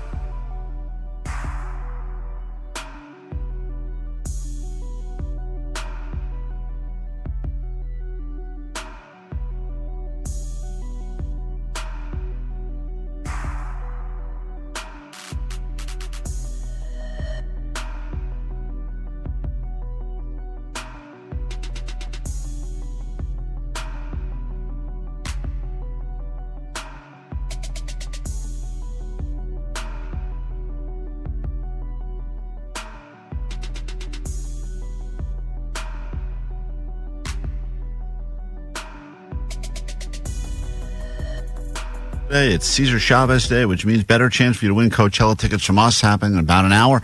Be ready to call. Be ready to win. Coachella tickets all week long and all day throughout the day here on KROQ. Had a busy weekend, clearly jumping in the lake, and we'll get into the details that happened. Our trip up to Big Bear, for those of you that made it up, greatly appreciate you coming out and supporting the show, even if you were just there to mock us. For the select few of you that decided to actually have some real balls and jump in that cold water, appreciate you even more. But then there were some people that just like to watch along on Instagram. Oh my God! What's up, Klein Ali Show? What's up? Finally f***ing did it! You didn't pussy out! Woo! You went in the lake. I'm so proud of you. I am kind of drunk. Just left Franz Ferdinand at the Wiltern. And I got to tell you, man, that was pretty cool. All right. Love you guys. Love you, Klein. Love you, Ali. Love you, Vanessa. Let's go. Bye. Those people weren't even near the lake. They were at Franz Ferdinand, and they were just thrilled that we went in the lake. And video's just been posted up. A lot of people were saying there's no video, no proof. So you can go ahead and check it out on our Instagram at Klein Ali Show. All right, let's get into your news now. Then we'll get into a brand new hour of the show with full details of everything that happened there as the polar plunge took place. Parts 1 and 2 of my punishment have been completed, and now we are inching closer and closer to part 3 of the punishment, which will result in me having to pierce a nipple. It makes no sense if you're new to the show. I get it, but we'll break it all down coming up next hour. Right now, though, this. Grab your Adderall. It's time for ADD News. Another day, another SpaceX launch, and this one happens later today and is significant because it'll have more rich people on it. A crew of 4 will launch into space today at around 6:46 p.m., and they said they will be the first to go from pole to pole, so north to south. I thought your mom did that. She loves the pole as well. Yeah, Allie's Both mom north- went pole to pole to pole. She should be on this flight. Yeah, she's the OG throat goat. And then you could do studies about what it's like to go down south in zero gravity. That affects. She knows. Look like. One of the passengers is a Bitcoin billionaire, and he is the one funding the mission. And he and 3 others. The other people aren't really like. One of them is a filmmaker. One of them is a robotics researcher, and the other person is a polar guide. My mom's a polar guide. Sure is. She's a pole guide. And they're going to spend 3 to 5 days in space before returning home with a splashdown off the coast of California. So, what does this cost them? What are they spending on this? Or is this? I mean, I don't have the number in front of me, but it's a lot. But this guy 100,000 a lot, or like a million? Oh no, a lot? I'm sure it's millions. Oh, they're all over $1 million at They're this going to point. spend 3 to 5 days in space, launching a big ass SpaceX rocket. I'm sure it's millions of dollars. Do you think we'll get to a point in our lifetime where trips to space will be like buying a Southwest plane ticket? Well, that's what they talk about with stuff like this. Like, this crew mission isn't necessarily special. Like, yes, there are people going into space. Going from pole to pole isn't really significant in terms of research. Pole. Usually Pole. They love the pole. When NASA does it, they're doing it for research purposes. Like, let's get even better pictures of Mars and things like that. But for this, it's just kind of for the gimmick of it and to be like, we're the first people to do this. And also to just create awareness about how possible it is to be a civilian and go into space. But they're also trying to, I guess, close the gender gap of research that they're doing on people in space. So the 2 women that are going into space, they're giving them urine strips to pee in space. Nice. So that they can test how hormones are affected in zero gravity. So they are doing some research. Cool. All right, let's talk about travel on Earth now. People are planning their spring vacations, their summer vacations, and the research shows that despite the fact that the economy is rocky and inflation is insane and people are losing their jobs at a rapid pace, most people don't care, and they plan to spend more this year on travel than last year. People are still spending. They've been spending at a faster rate. And yes, Delta and other airlines have said there's going to be a slowdown, but hotels are saying, hey, things have been pretty much holding up. But they do say when people travel, they're going to try and stay with you. So if people are going to be visiting this area, they're going to be like, hey, what's up? You got an extra room? Because they're going to try and cut costs that way. I get it, because we're told we need to travel because that's how we're going to mentally decompress. And then at the same time, it does feel that even just looking into stuff, everything's gotten super expensive. There's no such thing. You don't hear people. I mean, maybe it exists. I feel like it's been a while since you hear someone go like, I got a great deal on a trip to insert wherever here. Yeah. It's always like, you won't believe I did the same trip 2 years ago and it was nothing. Now it's like twice, 3 times the price. Or there's some kind of an emotional price that you take. Like, I got a cheap flight, but I have to tell everyone I'm on Frontier. Yeah, oh yeah. And I have to tell everyone it's non-refundable, So yes, it is cheaper, but it does come with a little bit of shame, which I'm fine with. And then finally, there's a lot of big changes that are being talked about in the federal government, and this is just another one that was being tossed around over the weekend. Adding Donald Trump's face to Mount Rushmore. And Interior Secretary Doug Burgum says that he certainly believes there is enough room on Mount Rushmore for President Donald Trump's face to be added. Now, this was talked about during his first presidency, and it did not happen, but a representative from Florida has introduced a bill that would add him to the rock carvings shortly after he began his second term. This bill was introduced. All right, well, just perfect. Now you got a place to go for your next vacation. You just solved that problem. See, everyone wants to take a vacation. There you go. Got all your plans covered. Let's get into a brand new hour of the show right now. Make this the greatest hour of your life as we get closer and closer to your Coachella tickets. Klein Alley Show. 106.7 KROQ FM in HD Pasadena, Los Angeles, Orange County. This is the world famous KROQ. Good morning. It is Monday. For some people, a holiday today, but here we are doing some live interactive radio because we got Coachella tickets. We can't use them ourselves, so we'll give them to you. That's coming up at some point this morning. Also, this hour on the show, everything that took place up at Big Bear over the weekend. For the people that showed up, some of the a lot of people want to know how cold was that? Truly, how cold does it feel to jump into 36-degree water? and your body does go into some sort of a weird shutdown, numbing thing. It probably should have been when I got my nipples pierced, to be honest, because I didn't feel my body for a good, felt like an hour after I got out of that water. Yeah, I was able to see live and in person that your nipples are extremely small. Well, that Did was you totally submerge? Oh yeah, dude, head in and everything. No, head there's under. no video evidence of that. Well, I don't know. I what to did tell get the you. whole thing, and I didn't see you put your whole head in there. Redo. Allie, what are you talking about? I didn't see you put your whole head in No there. But that Merkin, no wasn't... Borat. Oh, my God. Even the video you just posted, you like edit out right when I get in the water. It's like I'm jumping in. It did include this weird, like, bukkake scene where everybody's splashing water on you. And you were loving every single moment of it. Well, I was in a It's your shutdown. hero moment. I love it. I was trying to pretend I wasn't there because the reality is, at some point, I assumed this radio thing was going to take off and I wouldn't have to drive up to Big Bear in my underwear with bleached hair and get in a lake with a bunch of strangers, including a bunch of dudes in Speedos, and have them splash water at me on a Saturday morning. At some point, I thought I'd get past that. And My apparently, favorite part I'm not past was when you walked out of the lake and then you pointed to someone like, hey, yeah, I did it, and no one was there. Really?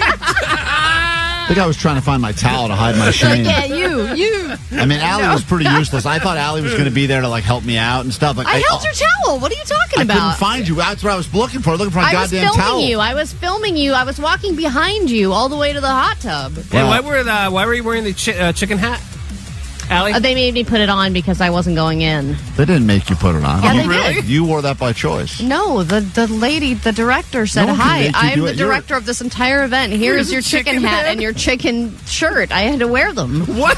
And a chicken necklace. You know, what's funny is that Allie and I try to pretend that we're different and better than all the other stupid morning radio shows that are doing wacky stuff. And then there's a video of me standing in my underwear covered in oil and Allie wearing a chicken hat. And I realize we are no better than anyone. That's true. We are just as bad as all the shows we make fun of. Well, there you have it. Well, whoops.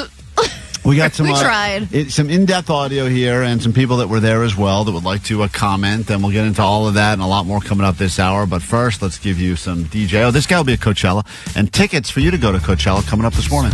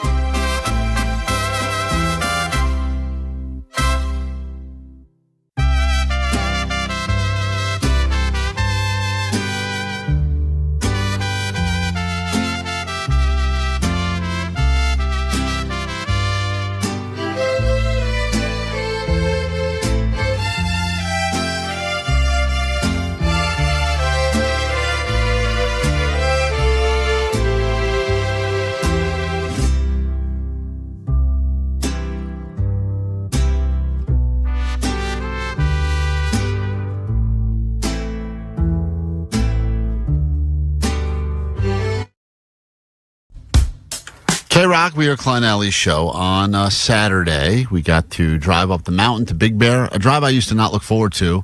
I actually find it to be quite therapeutic at this point. I don't know if it's because I was trying to get myself into the right headspace to jump into the lake in my underwear and embarrass myself in front of lots of people, or if I just find it as a good time to just unwind and, I'm for the most part unreachable for most of that drive up. Fine.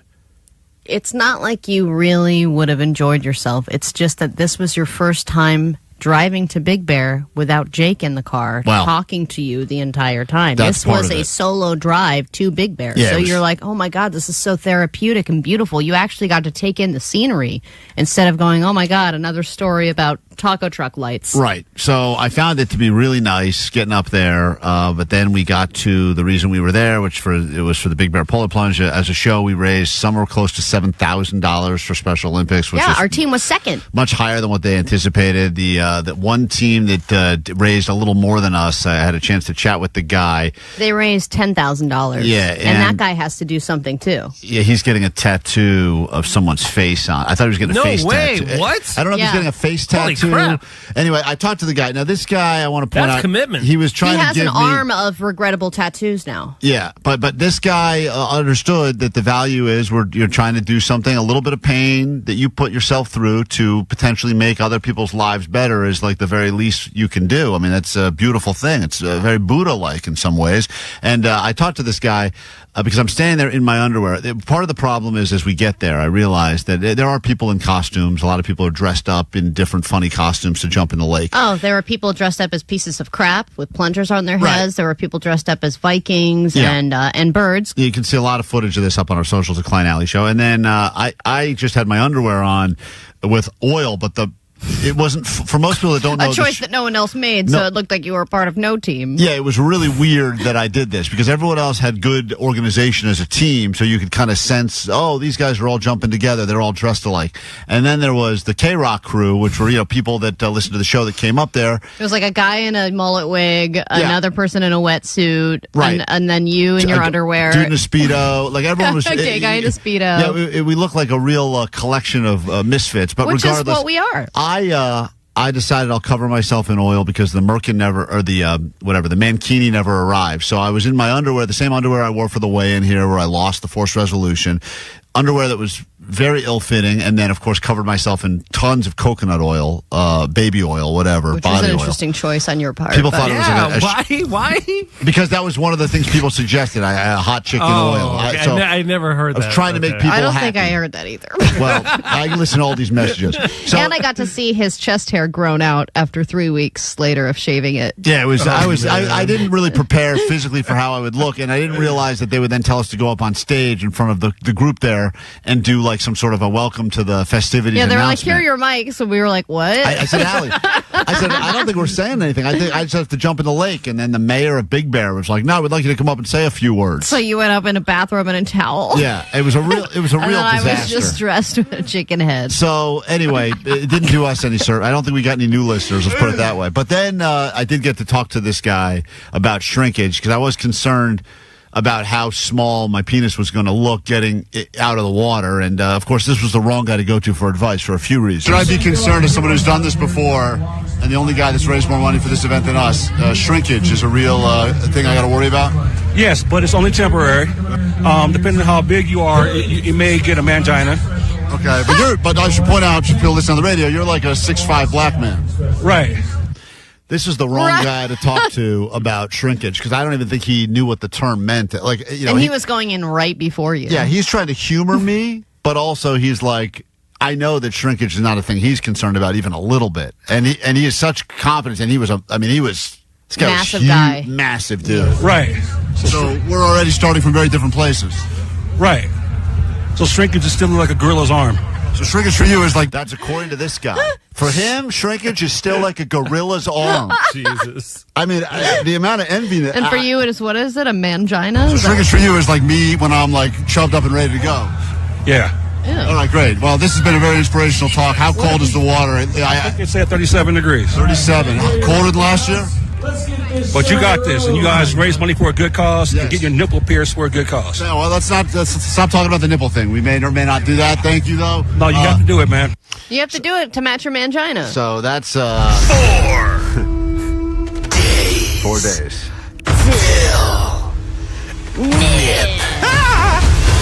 4 days from today, supposedly, I get my nipple pierced. Look, you did a great job. You ran in, you did what you said you were going to do, and everybody did it with you, and, they bukkake on you in the pool. It was really, really nice. Yeah, it was great. Not a pool alley, it's a lake. Well, Big Bear Lake. The Klein Alley Show. There's a Klein Alley Show guitar pick that will forever be a part of Big Bear Lake. Yeah, we polluted with that thing. But for everyone who showed up, it's some event, and they did raise a lot of money, and people seemed really happy to have us there. We met a lot of listeners that drove up just to watch my misery. Mm-hmm. Nice guys.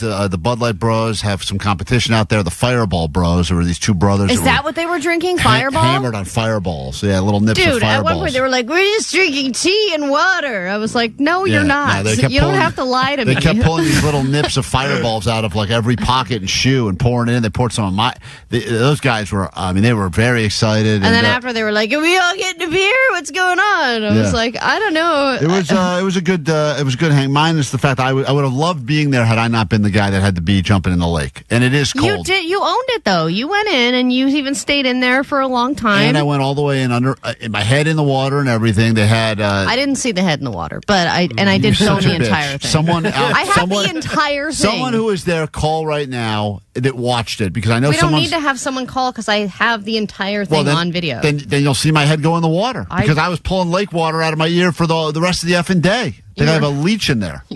I'm telling you, Allie. I was pulling lake water out of your ear. Yes, that is the strangest sentence. The whole way back, I didn't want you guys to try to get me on some stupid technicality where I got to drive back up there this weekend and jump back in the lake. So I made sure I'm in oil, I'm in underwear, I'm in the lake, I'm all the way in the lake. I was in the lake until the goddamn scuba cop told me time to move on, pal. You got to move on. But there were scuba cops that were just laying in there, Yeah. and then somebody said they were there, and you could see not far from where you guys were all jumping in, there was like a guy and his 2-year-old daughter just like waiting in the pool, or in the lake like it was summer. That's a lie. No one was doing that. It was like la la la la. Miserably cold. It was miserably cold and brutally painful to the point where the second you hit it, your body did go into some sort of a shutdown shock mode. And then did you get like pins and needles shock all over your body when you get in the hot tub? Yes, but that was mostly, the answer is I did, that was a weird transition, and I understand why people love doing that whole hot, cold plunge stuff, I guess, because you feel alive for a little bit, but I would have much rather been on my couch. Oh, yeah. 949 said, now that I've heard all of this, I'm just disappointed that Klein isn't getting a face tattoo. Okay. Well, that's not the goal of this conversation, and we're not changing. It's always next year. Unless we raise $20,000, I will not get a face tattoo. I'm take that We back. heard it here first, folks. We will take a quick break. We'll be back in a second. The show continues. For everyone who made it out, thank you so much. Always appreciate it. Did some good, you guys everyone who gave money to, you guys did some good work. Yes. And Special thank you, Olympics everybody. was very appreciative. We got to watch them light the torch. It was a big moment right there. They kept approaching Allie to be a part of that thing. No, it was that's not true. Very exciting. We're And, getting through this. Just shut up. Take a quick break. We'll be back with more show next. KROQ. Coachella might be one of the most iconic music festivals in the world. The countdown to Coachella will be coming to a close very soon. Headliners are Lady Gaga, Green Day, and Post Malone. Welcome to Countdown to Coachella. This is going to be epic. It's KROQ's Countdown to Coachella. Listen at 9 a.m. and 5 p.m. to find out how you can win 3-day passes to Coachella. April 11th to 13th and 18th through 20th, Empire Polo Club in Neo. Featuring Hey, this is Billy Joe from Green Day. Green Day, Post Malone, Lady Gaga, Megan Thee Stallion, Travis Scott, and Jimmy E. World. The Prodigy, The Original Misfits, Basement Jacks, Joe, Lola Young, The Beaches, and tons more.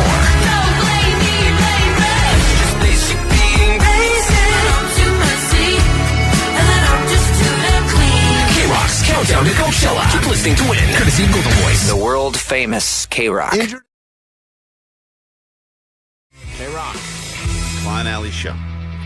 Imagine all the things you can do when you're away, and then imagine all of the other things you can do while you're asleep. You may not remember those things. Some people get out of their beds and drive full-on cars Well, in their this sleep. this is the story that is circulating, making the rounds right now. And then we'll get to your stories, and we got some Disneyland tickets up for grabs as well. So if we get you on the air and we enjoy your story, there's a good chance we reward you with 4 tickets to Disneyland. Take a listen. This is the story, and first the celebration. She's awake! This is the moment a 10-year-old girl was found safe thanks to the help of thermal drone technology. What a story. First of all, I didn't realize thermal drone technology was a thing, and now that I've heard about it, awesome. Very cool. Love it. Think of all the weird stains we can look at through drone footage. It won't be long before Inside Edition is using that technology to figure out if your hotel sheets have jizz on them, because that's what they do, and boy, they take that job seriously. Hold it. Why do you have They move over black lights. We've got thermal drone technology to determine which disgusting hotel you're staying in next. But here we go. This is the good story. Peyton Saint-Nan went missing at 10 p.m. Saturday night. Officials say she went sleepwalking into the woods near her home. The neighbors had already been looking for her for about an hour. I mean, that is... You think your kid's been kidnapped? Of course. Think everything. The last thing you think is they just went sleepwalking into the woods. Other than some mosquito bites, she was perfect. It's truly a miracle that she was unharmed. It's really scary, too, because if you look at the footage, you just see this child sleeping in fetal position, laying in the woods, which if you're a parent, you're like, oh, my God, they found her. Is she even alive? And then they just kind of nudge her, and she wakes up and just gets up, and she's like, la, la, la. Kind of like Demon Child. Looked like she was having the best sleep ever. Yeah. Like, I would hate to wake her up. Like, maybe her folks are fighting or something. She's like, F this noise, I'm going to go take a nap. Yeah. Didn't your kid have weird sleep terrors where she was, like, trying to kill you? No, not trying to kill. Well, yes, actually. I can see that. Yeah. But I think that she was awake when that happened. I think she would, like, you're a stupid man. She would just wake up in the middle of the night and start screaming, and I would go in there and be like, hey, everything's cool. She's like, wah! And like, attack my face. And I was like, what is going on here? Like, oh, she doesn't know what she's doing. Ambien's a hell of a drug, isn't it? Oh, man. So anyway, well, I think because, listen, I do believe because of we've talked about this before, but the industry of sleep gummies and all of the... Everyone is taking something to sleep. And as a result, I think it's having weird effects on people that are now they're going to sleep, but then they're somehow waking up and doing weird stuff. And you always hear these stories. Sometimes people check out like their own surveillance footage of their own house, like, oh my God. And it's so creepy when you see somebody who's looks awake, but they're not. Samantha, what did you do while sleeping? That is the question. Go ahead. Samantha. Well, I do. Are you asleep right now? I called a crappy morning show. Go ahead, Samantha.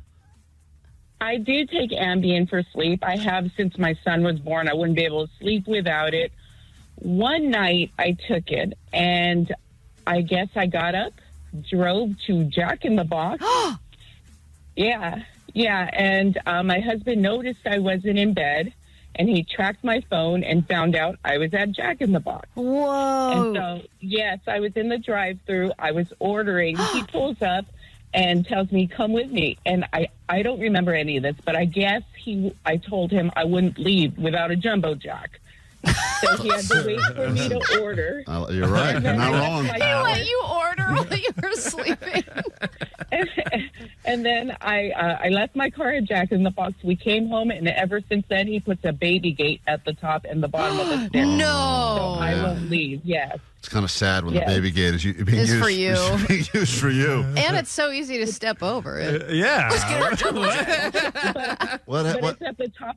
But it's at the top of our stairs, so I'll fall down the stairs if I... Well, what happened to the Jumbo Jack? Did you get it home with you? I ate it, yeah. He says I ate it. Okay, good. Dude, good. I'm amazed that people can drive. Like, you think about autopilot when you're actually awake while driving, but you're in autopilot and you're not really thinking about turning. I guess that's what your brain is doing. You're just able to function and able to make turns and drive safely while you're totally asleep. I'm blown away by these people that are able to accomplish things while sleeping. Ariana, you're on KROQ. Good morning. What happened? So I don't think mine is accomplishment, but I have slept walk into the kitchen, opened the drawer where the veggies go, peed in it, and ate a raw egg. You Wait, sure? whoa. Are you sure you were sleeping during this, or you just was that your excuse the next day? No, I was sleeping. But it's so weird because I could kind of like vividly remember it the next day, but as I'm doing it, like I just feel like it feels like I'm dreaming on the toilet.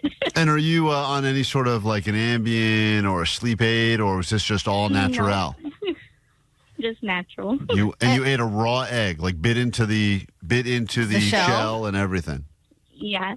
Whoa. And then what? So in the next morning, you go into your fridge and you see just like a bunch of urine sitting in your vegetable crisper, and you're like, oh, it was me again. Well, let's be honest, that vegetable crisper is the most unused drawer in the fridge. And urine is probably so sterile, it keeps it fresh. Right. That is wild.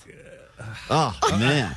How did she get in there? Like, what kind of angle? That's a good. So I know. That's what the hell? I think she pulled it out and sat on it. I actually could see this. I actually think this is kind of a good idea. Yeah, that's the weird. That's the least weird part of the story. It's like a weird bedpan. All right, let's say hi to. Man, I can't believe all these things people have done while sleeping. It's really crazy. Jerry, you're on KROQ. Good morning. Welcome to Klein Alley Show. What's up? Hey, good morning, Sweet Dibs. Sweet Dibs. What did you do while sleeping? Kind of similar situation where I woke up just in the kitchen and realized I was just grubbing leftover pizza, wings, ranch, and just woke up just covered in like barbecue sauce from the wings. I mean, good way to Well, you wake can't up, hear right? it in your voice or anything. Yeah, don't sound like a guy that would do all those things. It's interesting because the woman we just talked to ate a raw egg. She didn't have any concept of putting together a meal of any sort. I bet she ate the shell, too. But Just like, but this guy actually had he was sleeping, but he still had the wherewithal to be like, I need ranch to dip. Yes. Like it is kind of. I wonder if he heated it up or if he just like ate it out of the fridge, Like you prepare it? Jerry, was that a cold grub of the wings, or was there a preparation? Cold. Yeah, just cold, straight out of the fridge, dip it in the ranch, whole 9 yards. Let's say hi to Lily on KROQ. Good morning, Lily. What did you do while sleeping? That is the question. After a girl was discovered in the woods, she left her house, left her bed, walked in the woods, fell asleep, was discovered by thermal drones. Happy ending of that story. These stories, the ending's not nearly as happy. The woman just urinated in her vegetable crisper. I can only imagine what you've done. Hi. Hi, Sweet Dibs. Sweet Dibs. Hey, so I actually went to Electric Daisy Carnival, EDC, and I actually fell asleep at the event. I was so tired from partying all night that I was like, you know what, I really need to take a nap, and just kind of took a nap at the middle of the carnival. See, that's an interesting one because that's reverse, where you're somewhere where you shouldn't be sleeping, but you end up falling asleep. And then you're there, and everyone just assumes you're all probably drugged up, so you're sitting there. But I think some of that music, it seems like it's supposed to pep you up, but it's like that steady beat could probably be a little bit of, like, it probably relaxes some people.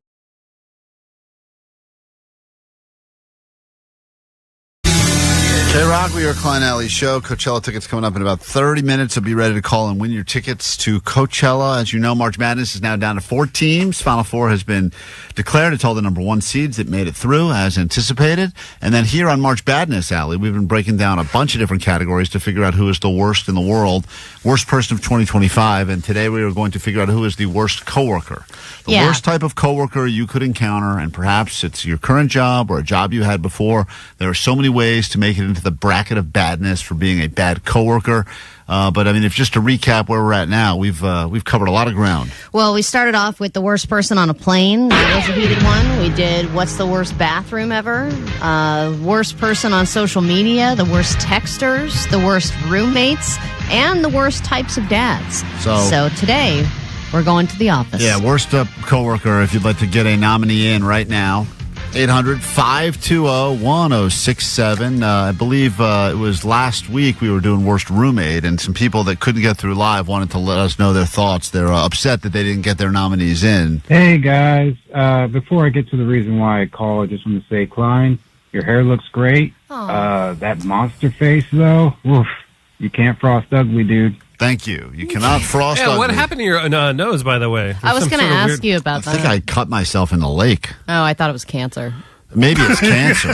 It could be cancer, or I cut my... I wasn't going to say anything because you shouldn't put it on people's cancer. I think the reality is when I dove down, the lake is not very deep. You did not dive down or do anything that it resembles anything with you underwater. I'm telling you, I drove... You just waded in the lake. Dude, I drove back. I was driving back, getting the lake water out of my ears, and I saw the mirror. It was probably water from the spa you were in. No, fancy boy. I smashed my nose on a rock on the bottom of the lake. I'm telling you, dude.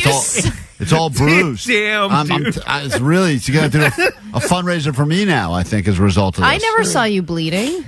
It was, I think it was bruised up. It started hurting really bad. I was driving back from the lake, and I said, what the hell is going on here? And then I got a giant bruise on my nose. Huh. Like I got beaten up. Or maybe my nose is outgrowing my face finally. Oh, my God, maybe you're busting out of your own face. There's no more skin for it. I don't know what's going on. I know. It'd be great if we had a makeup budget on this show. Now they put us on YouTube, but apparently not. So, well, someone commented on my skin this morning. I don't know why they're not saying anything about yours. Look at our flaws. But the reason why I called is you guys were talking on Friday's podcast about the worst roommates. I don't listen live. I listen to the podcast. But I have a nomination for that. It's too late, sir. We can't accept it. I mean, I'm curious to hear who you think is the worst roommate, but we've already moved on now. March Madness and March Badness, they move very quickly. We're already into the worst of the worst coworkers. I was living with a guy and a girl, both friends of mine. They were together. They got a place together, and I was living with them for a while. This guy's the worst roommate because his stories take forever. So I already lost interest. I can't even get to it. Let's get to these nominees now because we have to fill out this bracket and figure out who is the worst coworker that could win the worst coworker bracket. What about, this is a nominee coming in from 310, the reply aller, the person who on every group email chain, they have to reply all, even though it definitely doesn't reply to all. That is one of the worst, and every office has someone like that. Hey, Becky, you're on KROQ, nominee for worst of the worst. It's March Badness, worst coworker bracket. What do you got for us? There's so many choices, but I would like to nominate the person that eats other people's food out of the refrigerator. Yeah. I agree. There's a certain level of terrible that person is, and we've all worked with that person here. And it's not just the eating someone else's food out of the refrigerator, which is next level. It's also the person that is just any food that gets left unattended for 5 seconds. Wasn't that Beer Mug? Beer Mug did that a lot. I Right? mean, but and now that he's not here, I think they ran out of food for him to eat. There's other people that I feel like are willing to step up to the challenge of eating other people's food. But that is such a... Even look, on Friday, we were setting up for an hour and a half Jake's big Last Supper, and we had food all over that table. And there was a lot of food. I could understand why people would go by and think it's, oh, man, no one's going to eat all this food. I can have some. But the amount of people that Vanez had to chase away with a stick Oh, my God, from all the other hovering. radio stations, it was just going They by. were picking. I'll just grab a popper. No one will notice. And they're not wrong, but also at the same time, it's like, relax, everyone. Just You had to relax. slap people. She was like, okay. I heard her yell at it. Vanessa, what did it sound like when you were yelling at people to stay away from all that food for Jake to eat on Friday? I was just like, hello, this is for a segment. That's not what you said. I heard you were loud. remember You what got. I said. You got. You were. Well, great improv. She was fiery. She was going. No. Oh wait. You No. stop it. Oh wait. That's what it was. That's what it was. I don't know if that's what it was. Worst of the worst. Let me say hi to Julio. Welcome to KROQ. It's the bracket of badness for worst coworker. What do you got for us? Guys, I'd like to nominate the stinky coworker. Nothing wrong with that. Next. No, Allie, hold on. Bask in your glory. You are the stinky coworker. Someone pointed out in the video that we posted of our getting ready for the day routine. It's funny that when Allie's at her house privately, she eats a nice sweet smelling oatmeal, but then she brings all of her stinkiest food in here. And you can be a stinky coworker for so many reasons. You could have body smells, even if you try Time for me to bring out my mystery sauce. Oh God, that is so gross. Ugh. What is it? I don't know. It smells terrible. It's like horseradish took a dump. Oh, what are you doing? Forgot Look at about this. Yeah, that seems old. You know what, though? There's the person that smells naturally, and then there's the person that creates bad smells. They're two different nominations. And the person that tries to cover up bad smells, but they reek of perfume. They smell like one of those trees you'd hang in the back of your car. It's always so flowery and gives you a headache. And I don't think that person, I think they become nose blind to themselves, so they don't realize the real smell that they're putting out into the world. Yeah. And there's someone today that brought a real BO stank. Jake, you may have to do some of those pit checks here in the KROQ office. That Allie said the whole break room smells like BO right now. It does. I'm okay. No, do it. They may have to have you do it. Let's see. Randy. Oh, go ahead. Sorry, Allie. Well, let me get Randy first, then we'll go back to the text line. Yo, Randy, what's up? Hi. What do you got for us? I nominate the snitch.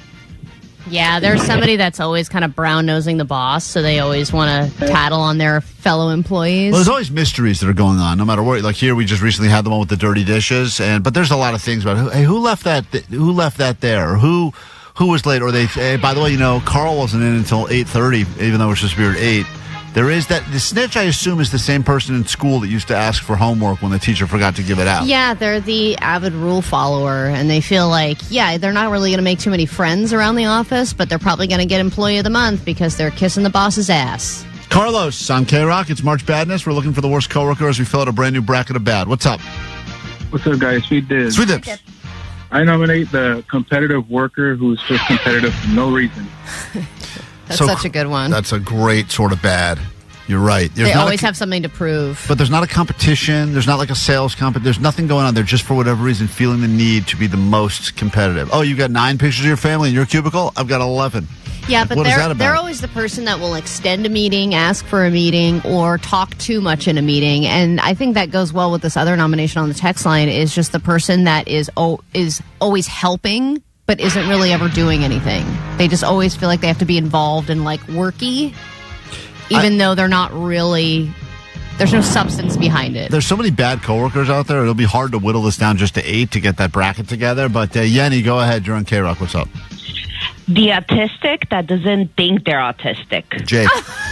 What are you talking about?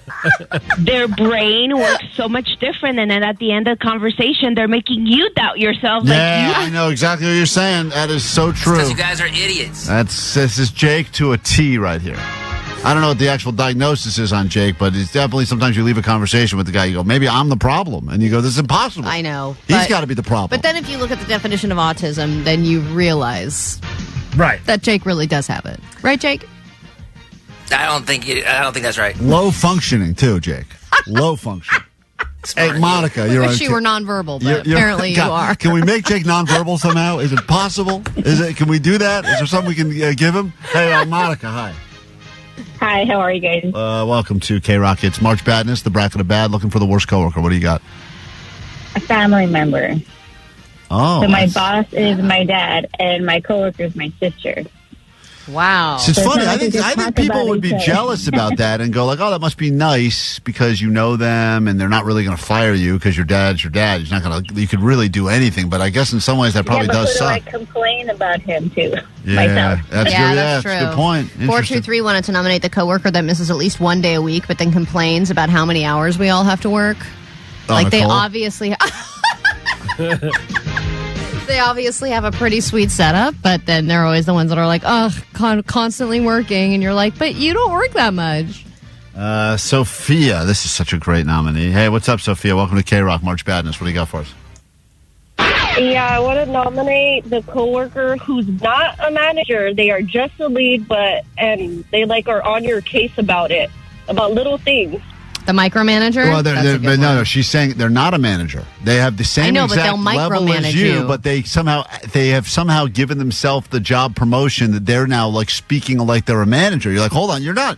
Who do you think you are? You're not my boss in any way, shape, or form. Why do you feel that you've gotten this sort of ability to now tell me what I'm doing right and wrong? Self-promoted? Yeah, that is a super annoying coworker. Yeah. Because they don't get it. What about the person who always uses corporate lingo, like overuses corporate lingo? Time to unpack that. Period, full stop, end of sentence. Yeah. Period, full stop. That'd be live.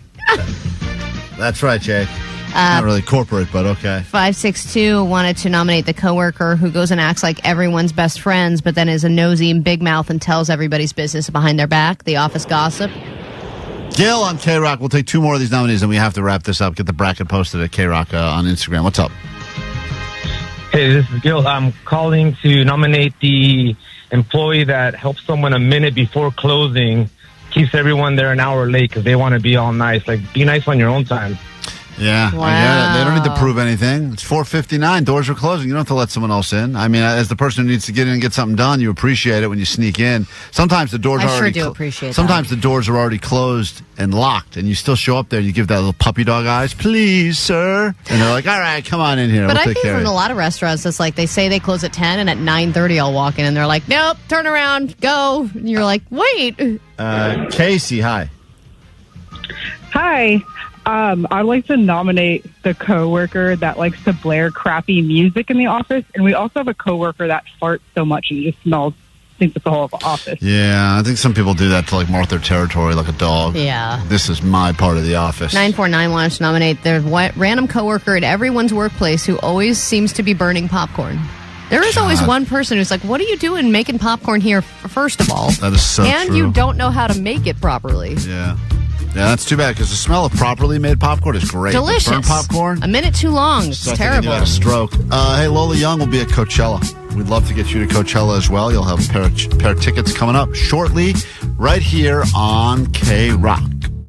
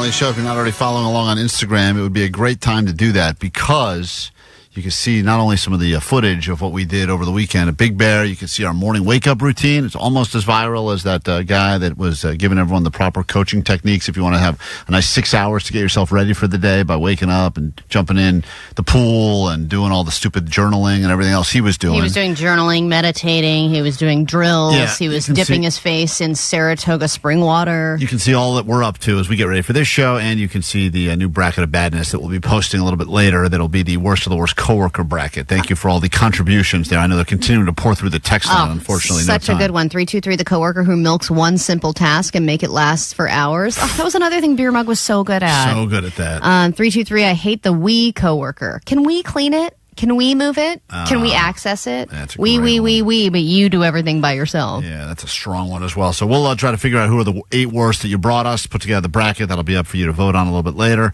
Also, while you're on Instagram, you can check out our latest viral video, Allie swapping out the Tesla badge for the Klein Alley Show badge. We got a few of these left, and we're allowed to give them to any listeners that promise to do the same. We don't care who makes your car. As long as you agree to rip your badge off, post a video of you taking that off and putting ours on, you can have them badges. So you can check them out. Coming for you, Jerry. Closing in on 3 million. I think we may have just crossed the 3 million mark with that one. So good work there. We got to take a super quick break. We'll be back in a second. You know, Jake was at WonderCon over the weekend. And, you know, the thing about WonderCon, it's funny, is that everyone thinks that they've got a costume that they will be approached by people and they'll say, that is the greatest costume ever. But they're so obscure. They're like the one person that'll get it. We'll get it. You got to hear that. You got to hear this one person. And I feel bad because I think she ended up being a fan of the show. She's trying to describe. We'll get into her costume a little bit later, but listen to just how obscure this is. Bluish type of mustache coming out of it. And what are you supposed to be? Her name is Big Mom from the series One Piece. She technically comes out somewhere around the 400-ish, but you don't really get to meet her around the 700, 600-ish episodes. This is someone from the 700th episode of a show that I'd never even heard of. Wow. Gigantic. It's like the biggest anime show in the world. And she is, apparently such an obscure character from this show. But for her, this is her whole life. And how big of a One Piece fan are you? Oh, massive fan. I've caught up with everything. As soon as it comes out, I'm reading it. I went insane over quarantine and I watched all 1,000 episodes in 52 days because episode 1,000 dropped on my birthday. So did all of them in a row.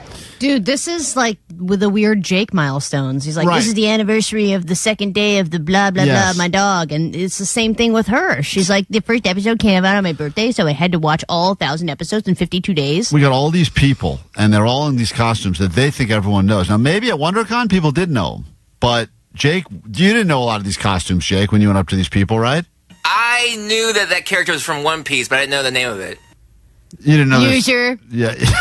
Did she judge you or no? No. All right. He was very nice. Well, everyone's very nice there. Everyone's very welcoming. We'll get to that audio a little bit later, all the activity that took place at WonderCon, that and so much more, plus your Coachella tickets after this quick break, KROQ. Take a break from all that internet porn you've been watching.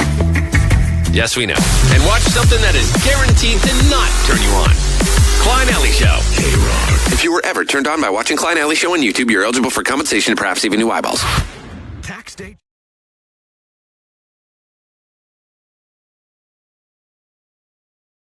'23andMe, maybe you've heard the big story. They've officially filed for bankruptcy after apparently having some data breaches. And if you've ever spit into a tube or swabbed the inside of your mouth and sent it to see what your DNA was, you perhaps now have your information available for sale for the highest bidder. And I know what you're thinking. Well, what are they going to do with it? They're going to learn a little bit about you.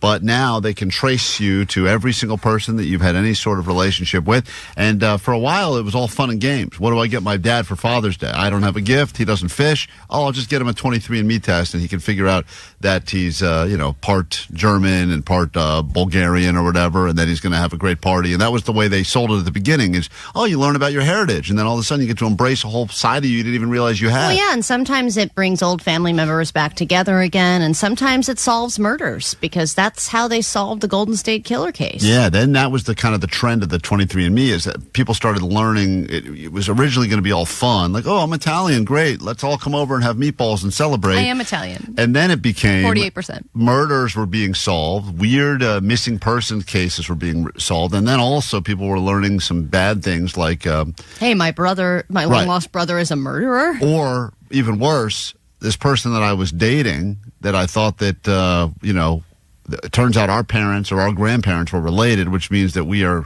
indirectly or kind of directly related, and so I'm in an incestuous relationship. Yeah, or my family history is like, oh, back in the day we were all slave owners on a plantation, and you're like, oh my God, I don't want to think about that part of my family history. You want to learn good things. You don't want to find out about bad things. Exactly. And that's the gamble that was the 23andMe. So I want to hear the stories, the things you learned about that you were not expecting to find out.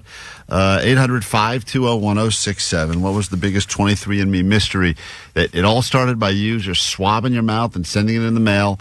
We'll give away some tickets right now to see Ricky Gervais, the Hollywood Bowl, on May 31st for you sharing your stories with us. And go ahead, Taylor, we'll start with you. Sweet divots. Sweet divots to you. What did you learn about on 23andMe? So originally my mom told me my dad died. So I went to do the ancestry to know who I am and my nationality. And my dad popped up on my ancestry. Wait, how did she say your dad died? Well, growing up, I already had a stepdad.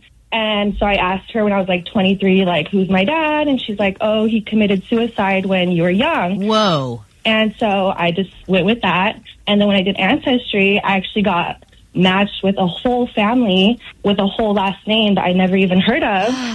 Reached out to my mom, and I was like, who the heck are these people? And they're like, oh, sorry, Taylor, I got the wrong guy. So did you ever reach out to the new dad? Yes. I reached out to new dad. He has 2 daughters. He lives in Vegas. I'm in Anaheim, so we're not that far apart. So it's been awesome. He's alive. She wasn't trying to make you believe that your dad died. She thought it was a different guy that was your dad. Turns out she was wrong. It was a different guy who got her pregnant. Yeah, so she was seeing basically two guys when she was younger. Didn't think the other guy was my dad, but that's not how it works with genetics, because I look like the guy who passed away. So how do you know that maybe there weren't more than 2 guys? There could have been. She didn't tell me about this guy who was my dad. I know, so there could be more. That's good, Allie. Let's put more thoughts in this poor girl's head. I have siblings now. I got cousins now. It's awesome. And they're all in Vegas, so you got Vegas hookups, which is the best. Yeah, I love it. I see them twice a year now. It's been awesome. Adrian, what is the mystery that you learned about by doing the 23andMe test? What's up? Well, it's not a 23andMe. Good morning. It's not a 23andMe, but what happened, I have a old co-worker, and he and his 2 siblings went and got tested to see if they were a donor match for a kidney transplant for their older sister. Long story short, they found out that they all had different dads.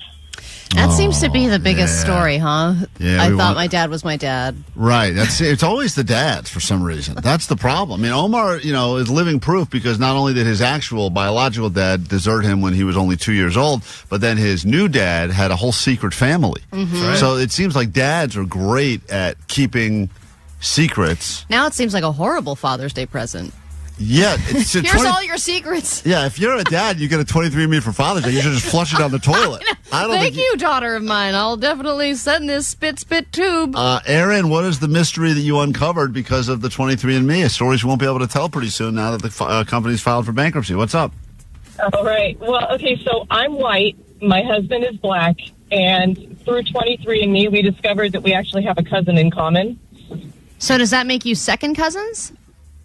No, we're not related to each other, but it turns out that this cousin of his, that we always knew was his cousin, was mixed, and she never knew her father, and so she... You guys have a cousin in common? Because even though technically she's made the argument we're not related, it's close enough. It was pretty wild, and... Yeah. Having sex with cousins is wild. Allie knows. Allie slept with her cousin. And also... I didn't need 23andMe to sanction that. I don't know if you're watching White Lotus these days, but incest is all the rage. It's trending in a big way. So you're a trendsetter, Aaron. Congratulations. It's trending in a big way. Incest is back, baby. 2025 is the year of incest, everybody. Get it! All right, pull that clip. Renee, go ahead. You're on KROQ. What's up? Hi, guys. I did the 23andMe because I was adopted. My husband gave it to me. It turns out that I have a half-sister that is 2 months and 1 week younger than me, and a half-brother who's a mayor in BC, a half-brother that committed suicide. But the kicker is, when my biological dad got my mother pregnant, he dumped her, and then she called Homeland Security or whatever it was back then. He ended up marrying a 14-year-old, and that's how my younger sister is to be. He got deported back to Canada, but she's back in the United States now. Whoa. Yeah. That is Child Jerry. bride. Jerry. These stories are Child so bride wild. stuff. If you think about this, once again, the idea, if you remember the original commercials, it was all just like, it was like a guy who took the test and then he realized he was French and he went out and bought a beret and he ate a baguette and he's like, hey, I can finally live my true life. I know, those commercials are not accurate. Yeah, you're not seeing the commercial it should have been, which is this woman discovers she's got a 14-year-old mother or something, whatever that story was. Yes, my father was someone I Christ. didn't know and got a 14-year-old girl pregnant. Oh, man. I mean, every single line here, it's like all... I wonder if anyone learned a good thing. I mean, I guess that first woman we talked to that found out she had relatives in Vegas and her dad's not actually dead, that's, I guess, a good story. I think the best thing that can come out from it is like, my great-great-grandfather was on the Mayflower. Yeah, I mean, maybe. You know, stuff like that, like they were a part of history. Yeah, unfortunately, we're not getting a lot of Luna, maybe this is a good story. Luna, do you have a good story you learned from 23andMe?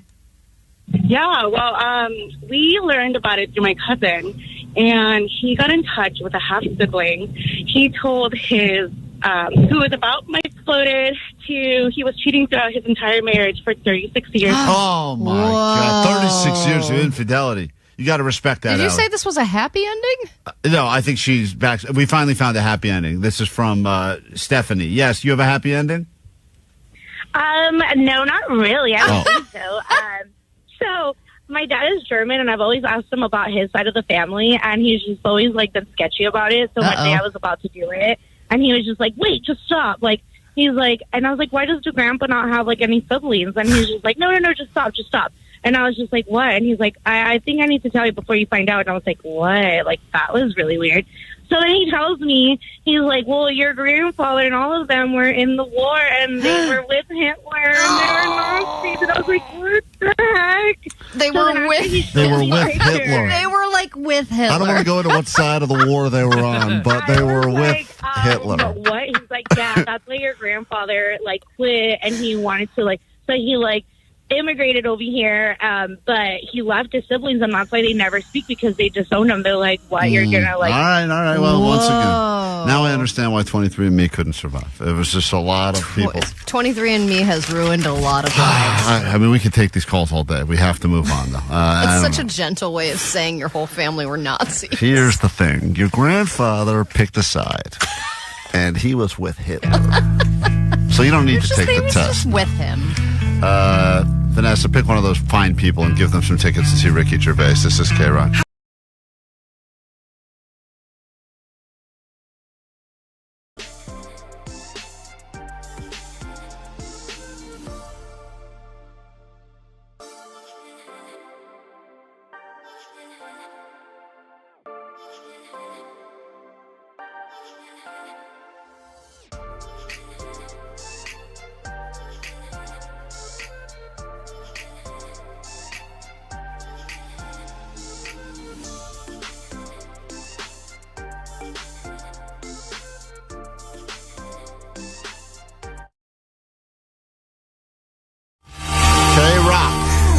Klein, Alley Show. Let's get into your news now. Then a brand new hour can officially begin. Those of you that have the day off today, super jealous as we celebrate and commemorate the great Cesar Chavez. It's time for your news, which starts right now.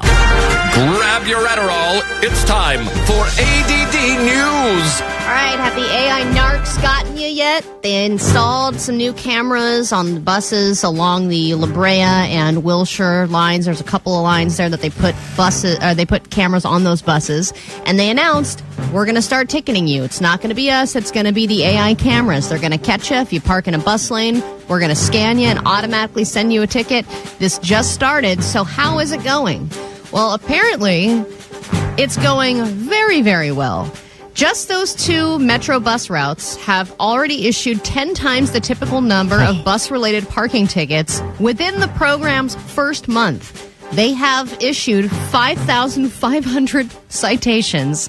sent to cars that were parked in bus lanes or at a bus stop along just those 2 routes. So, of course, they're going to want to install more because they're making money just with the 2 routes along those streets. Well, giving the tickets is one thing. Getting people to pay the tickets is a totally different thing, because I know that a lot of people feel that if they get an AI ticket or even a red light cam ticket, that those are sometimes They're fightable. Inadmissible or fightable. And people will fight because why you want to just give away money?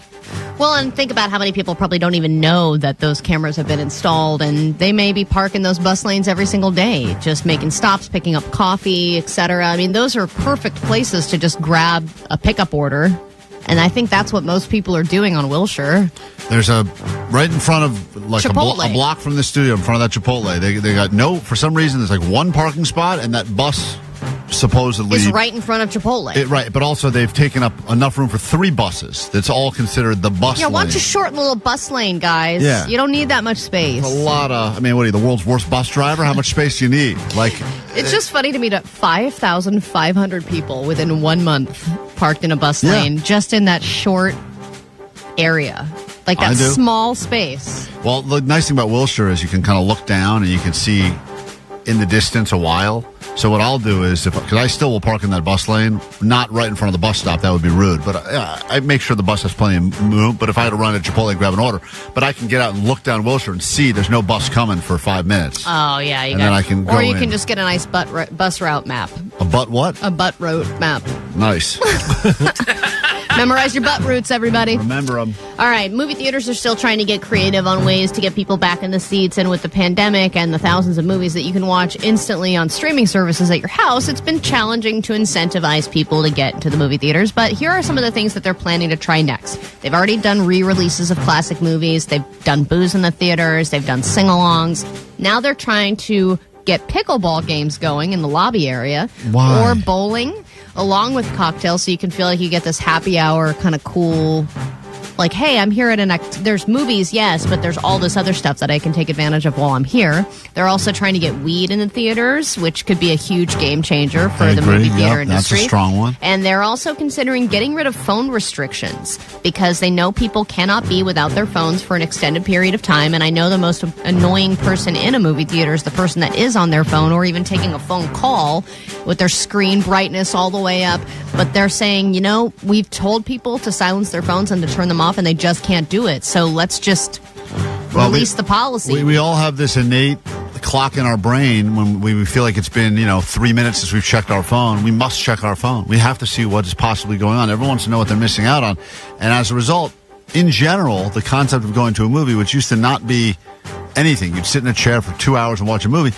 People's brains cannot do that anymore because our brains have been rewired now to get new content coming to us every 5 seconds. We swipe, scroll. So it makes it going to the movie. I watch it happen around me. I can do it because my brain is unfortunately not working properly.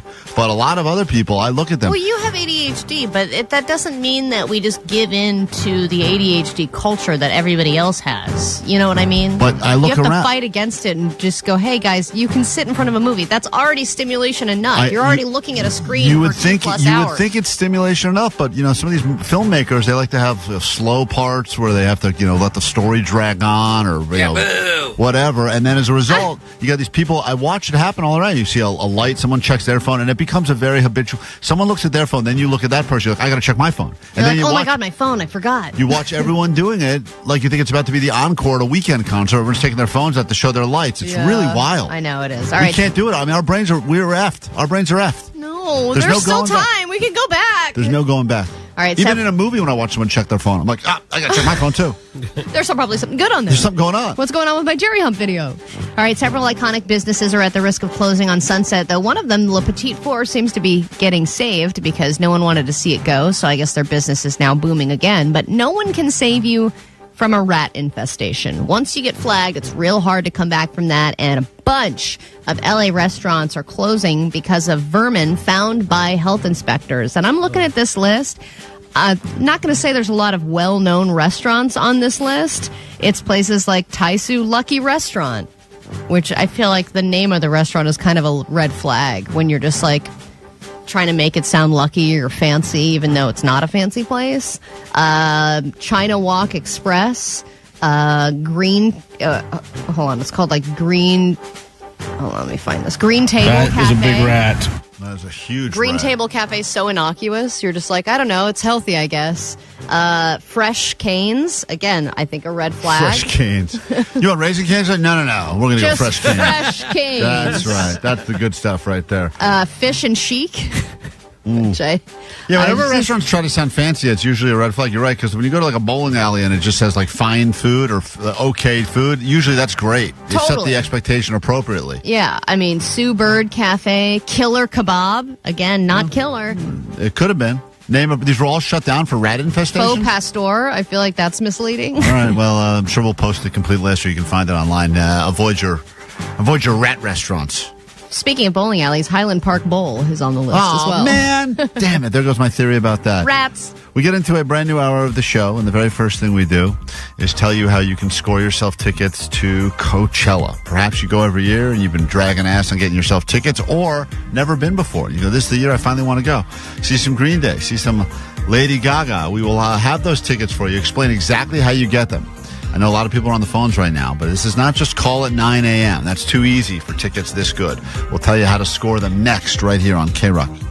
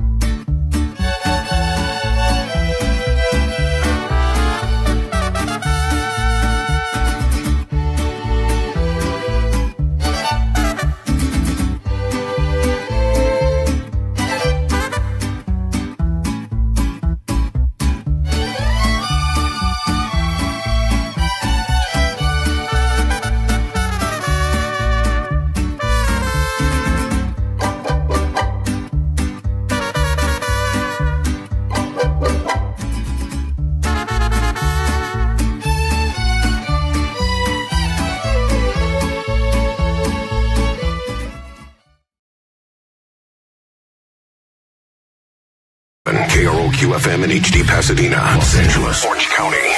This is the world famous KROQ. All right, let's go. Coachella.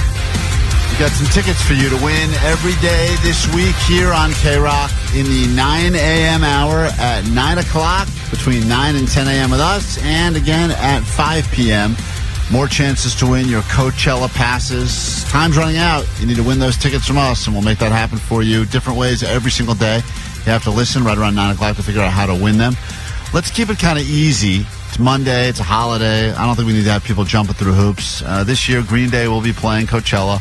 We will play Green Day at some point this hour. It'll be a very well-known Green Day song, and when you hear it, just call us up and be the right person to call us up. What do you want to say, Allie? 20 like we usually do? Want to say, which Coachella number is this? How many years have they been doing Coachella? How many hoops do we want Vanessa and Johnny to jump through? Let's do our 106th caller. Oh, hold on. That seems too difficult. I don't know if we have 106 people. Well, how many Coachellas is this? This has got to be, is this a big one? The first one was in 1999. So I don't want to know when the first one was. I want to do some math. I know, do the math. This is the 15th Coachella? That's impossible. The 25th Coachella? You can say it in the microphone, Johnny. I don't know. Johnny's holding up so many different fingers right now. Brother, 26. This is the 26th Coachella? All right. It says, AI says there have been 23 Coachellas. So Come on, Jake. Don't you know everything? Who do you want to trust? AI? Well, I know that you've been wrong quoting AI before. Oh, COVID stopped it for a year or two, remember? That's why. Yeah. So let's figure this out. This shouldn't be that difficult to figure out. 19. That's. So you just went from 26 with confidence to 19th Coachella? Yeah, 15. Now you're going even less? Now you dropped it to 15th? No, you're right, 26. Win tickets to the second Coachella, everybody. All right, Call. forget it. Call her 20. We can't even figure out basic math. Call her 20 when you hear us play Green Day. We'll get you Coachella tickets. If you have the answer to the question, how many Coachellas is this, the tickets will be yours. Go do some research. It's an impossible question. You know, it's not even worth us giving tickets to people because we did that over the weekend. There was a big show on Friday that happened at the Forum with Rise Against and Papa Roach. And listen to this person. Hey, Klein and Allie. Thank you for the free tickets to Papa Roach and Rise Against. Unfortunately, I don't have any pictures to prove I was there because I pre-gamed so hard that I passed out in the car on the way to the show. I don't even think that person made it into the show. They won the tickets. They did the hard part. They won the tickets, and then they passed out in the car by pre-gaming too hard. So if you win these Coachella tickets, listen, at some point between now and, I'll be honest, at some time between now and 9:40, we're going to have Green Day on KROQ. They will be at Coachella. We'd love to get you in. When you hear us play Green Day, just don't be a stranger. Give us a call and win them tickets. Is in blue.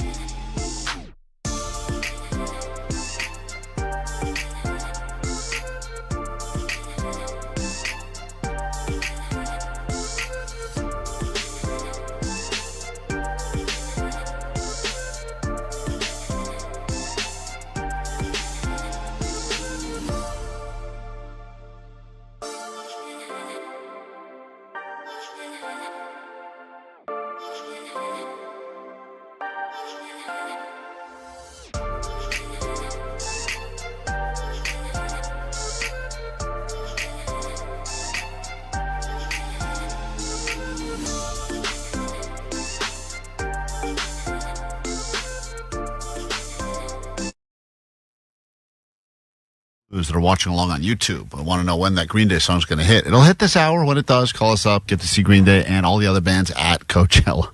She's attempting to do clues right now. If you're not already following along on YouTube, you can go there as well. Someone can try to diagnose whatever the hell's going on with my nose. Or what's going on with Allie's skin. I don't know. They're both we have problematic. conditions. Well, I did look at the video from the polar plunge, and it does seem like there is something on your nose after you did the plunge. Yeah, I think I smashed my face on the bottom of the lake. I'm telling you. I don't support that theory necessarily, but there is it had to have something been weird. the lake didn't go deep, Allie. I don't know what to tell you. I didn't have it there. Next thing I know, I was driving back from the mountain, and I look up, and my nose is hurting. So I think I smashed. Maybe I smashed it into a wall or something. I think it must have been when I dove in the lake. You're not supposed to dive in the lake. It's not deep. What's interesting is that you have a mark on your nose, but on the other side. Yeah, I don't know what's going on. Anyway, this is a mystery. The mystery that can will never continue. Be solved. We will take a quick break, but do not go far because you never know when that Green Day song could hit. Could even happen in the middle of these commercials. And when you hear it, call us up, get Coachella tickets. We'll find out exactly what went on when Jake encountered all of the creatures at WonderCon over the weekend. And these people spent a lot of time working on their costumes. Allie, here's one of the people. It's a 3D printed costume mixed with plastic and metal. See, people love when you approach them and say, what a great costume, because they live for this. I mean, they spend their entire year, and they're not getting ready for Halloween working on their con costumes. And it took me 1.5 months to make. Oh my God, I thought she was going to say hours. 1.5 She said months. 1.5 months to make this costume. There's animatronic eyelids that I made with servos. And everything, like I said, is 3D printed. I don't know one thing this woman's even saying. And I promise you I don't know who she's dressed like either. Because it's never like at the end of all this, she's like, I'm Wonder Woman. It's never that. I kind of know what 3D printing is. Yeah, that part. But like. What's your character's name? And that's got to be such an insult to her. Because, Jake approaches. What is the name? I spent 1.5 months working on my servos. Sorry, I don't want to work on servos at you, good stuff. What? Well, we'll find out. That's all coming up when we get back. What happened at WonderCon with Jake the nerd? And by the way, at WonderCon, Jake's like not even the nerd. Jake's like the cool guy. I know. Did you feel really cool there, Jake? Jake the cool. Every time, I love it. Yeah. We'll be right back with that audio and your tickets to Coachella after this. KROQ. Coachella might be one of the most iconic music festivals in the world. The countdown to Coachella will be coming to a close very soon. Headliners are Lady Gaga, Green Day, and Post Malone. Welcome to Countdown to Coachella. This is going to be epic.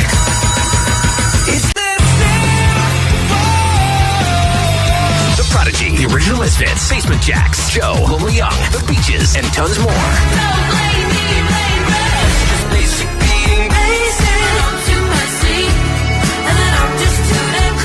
KROQ's Countdown to Coachella. Keep listening to win. Courtesy of Google Voice. The world famous KROQ. Hey, it's Klein.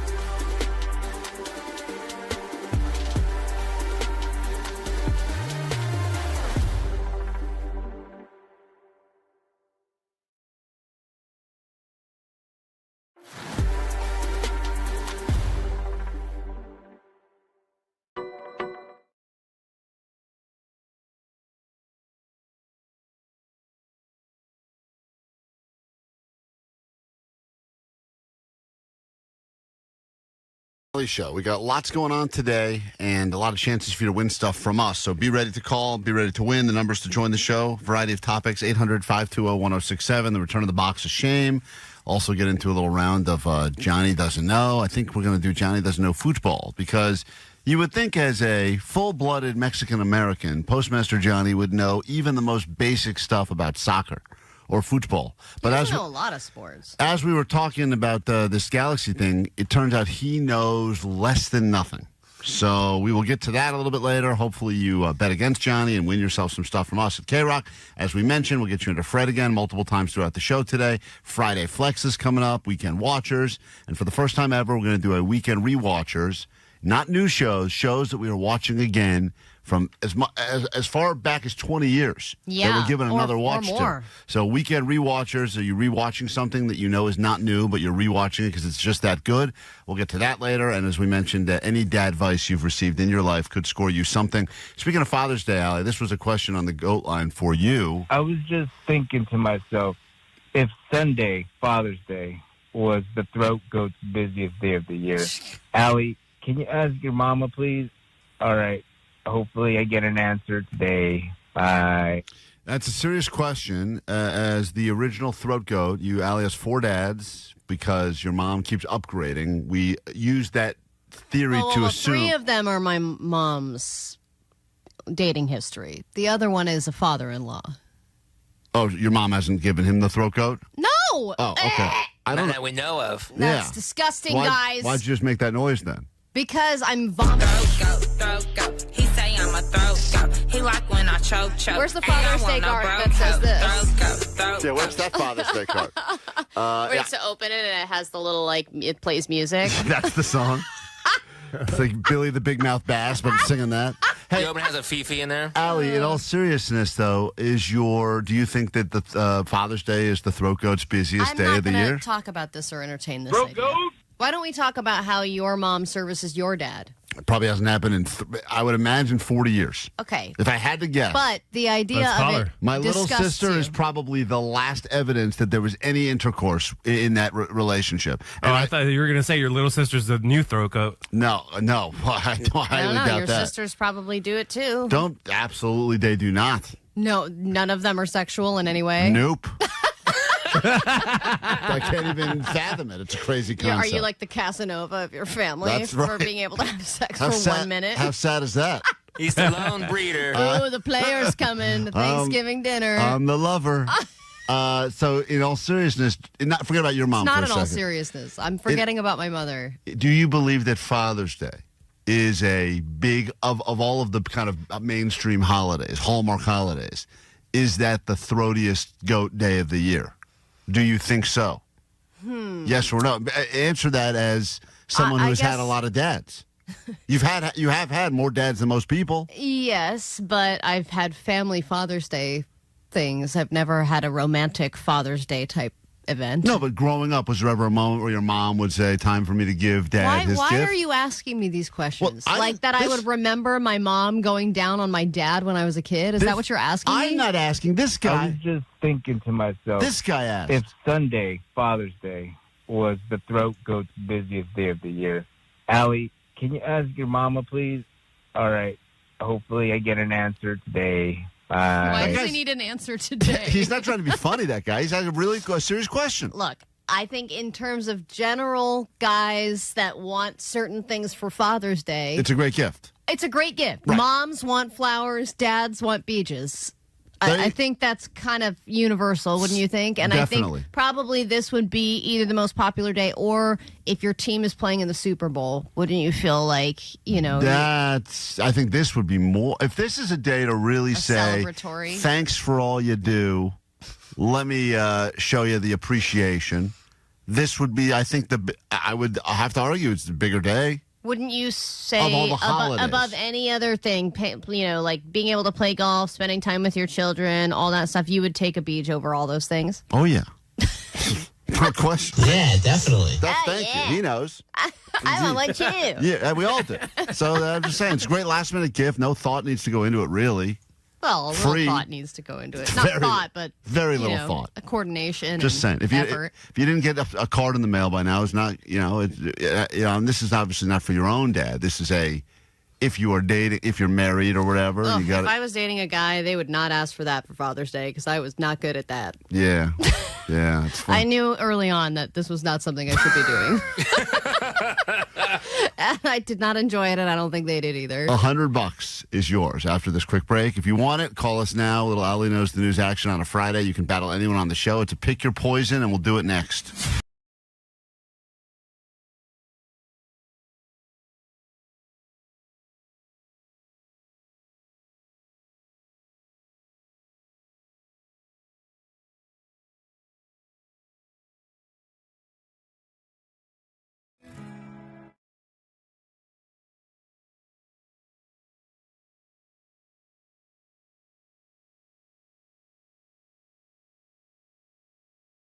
Coachella tickets coming up when you hear us play Green Day, who will be at Coachella this year. Jake the Nerd, as you know, is in the middle of a weight loss journey, and that journey brought him right to WonderCon, where he got to hang out with other people that are into the same sorts of things he's into, although he claims they're at even next level of nerd than he is, because, he's a big fan of Magic the Gathering and all these different So that's all mainstream, bro, at this point? Some of these...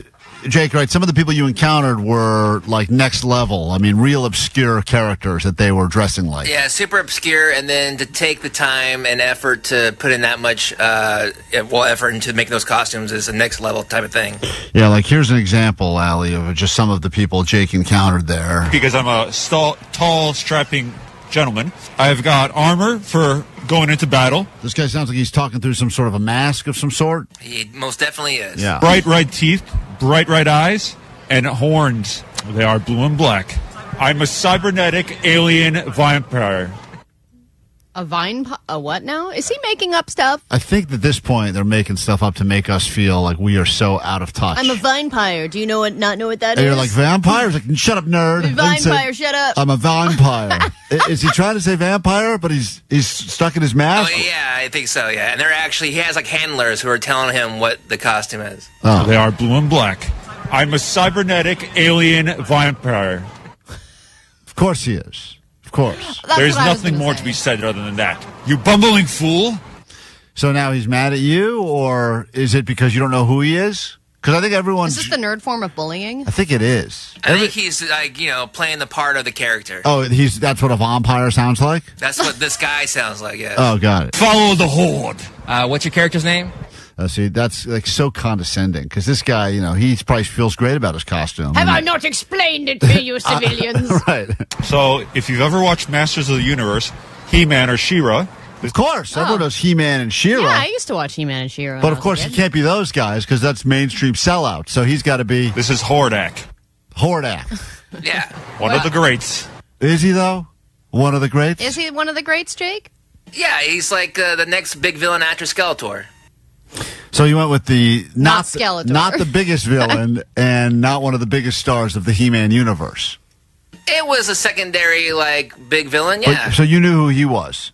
Yes, I did know who Hordak was. Yeah, but I imagine, Klein, that the more of these you go to, you've gone through all the main characters. Like, probably the first WonderCon they went to, they were He-Man, and then they were Skeletor, and then they were like, well, now I need to be a less-known character because I can't do the same big characters over and over again. Yeah, and I guess it's just like going to a Halloween party and being the 9th person dressed like Borat at the same party. You want to be obscure enough, but then you also want to be well-known enough for people to like, whoa, that's so funny. You kind of want to be one of one. Here's Jake with another person. This is Jake talking to a woman. Okay, I am a fox girl in a magical girl outfit, very sparkly. I have fox ears. I have a fox tail. This is someone who's definitely in LA trying to be discovered, right? She's got that real theater look at me voice. I'm very sassy, and I also like to play with my food. I have boots, white boots. I have white gloves. The color scheme is like white, magenta. I have no idea. If this was... I get what she's saying. Yeah, but... And I have, purple, petals here and there. You know who she's supposed to be, though, based on this description? No, I don't know. And I have blonde hair. I have my fox ears. They're also blonde, just like my hair, too. And I'm just magical. I'm a magical girl. Holy crap. And she sounds Cool, we'll call you. Should be a lot of fun. Thanks so much. We're not sure if this project is a go or not yet, but we'll be in touch if it is. And finally, what's your character's name? My character's name is Ari from League of Legends, and I'm specifically the Star Guardian version of Ari.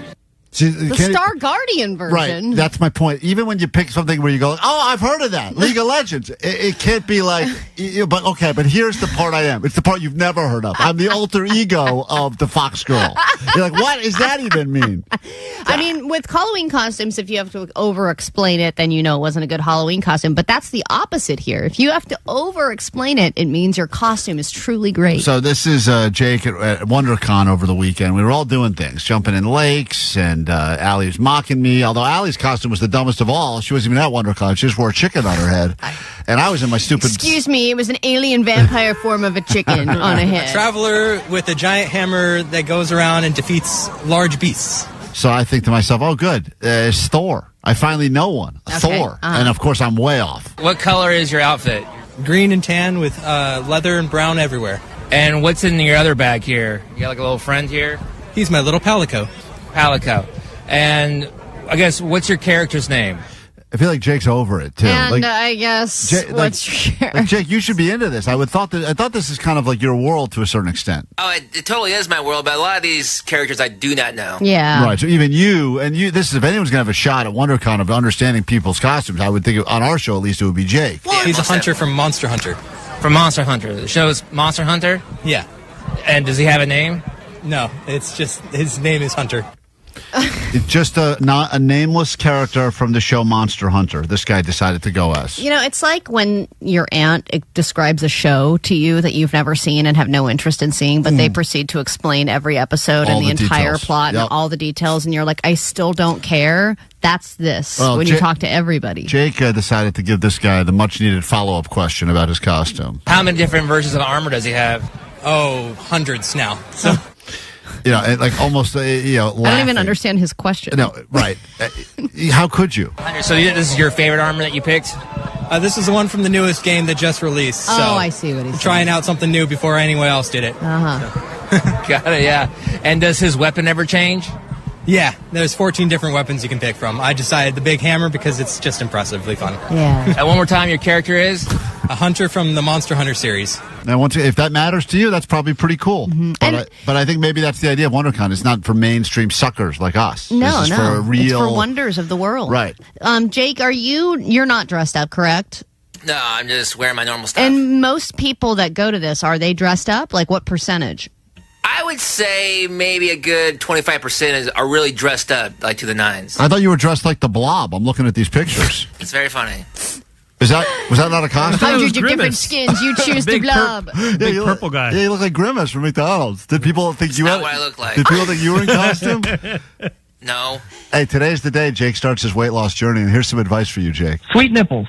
So I'm sitting here watching the live stream of Jake eating all the food for his last meal, and had to think, you guys are going to do a before and after measurement of his weight, but can you guys please get a tailor in there to get a proper cup size measurement so you can compare before and after cup sizes on him? That man has some holy bejesus knockers. Yeah, I was noticing this on Friday after the feast. Jake was I don't know if you feel like you put on 5 pounds on Friday after eating all that food here, but you were busting out of your T-shirt. You had like a pregnancy belly almost, but also, you had those big boobs too, like pregnancy boobies, right, Allie? You saw them. Boobies, right? Am I right, Allie? Boobies. Don't try to bring her into this. Yeah, but Jake, you were proud of it because you kept kind of posing sideways and showing us kind of, you were so happy after that final feast because today's the day you start the jab, right? Today, Allie, could you, grab a cup of feel on Jake like every week and get a update?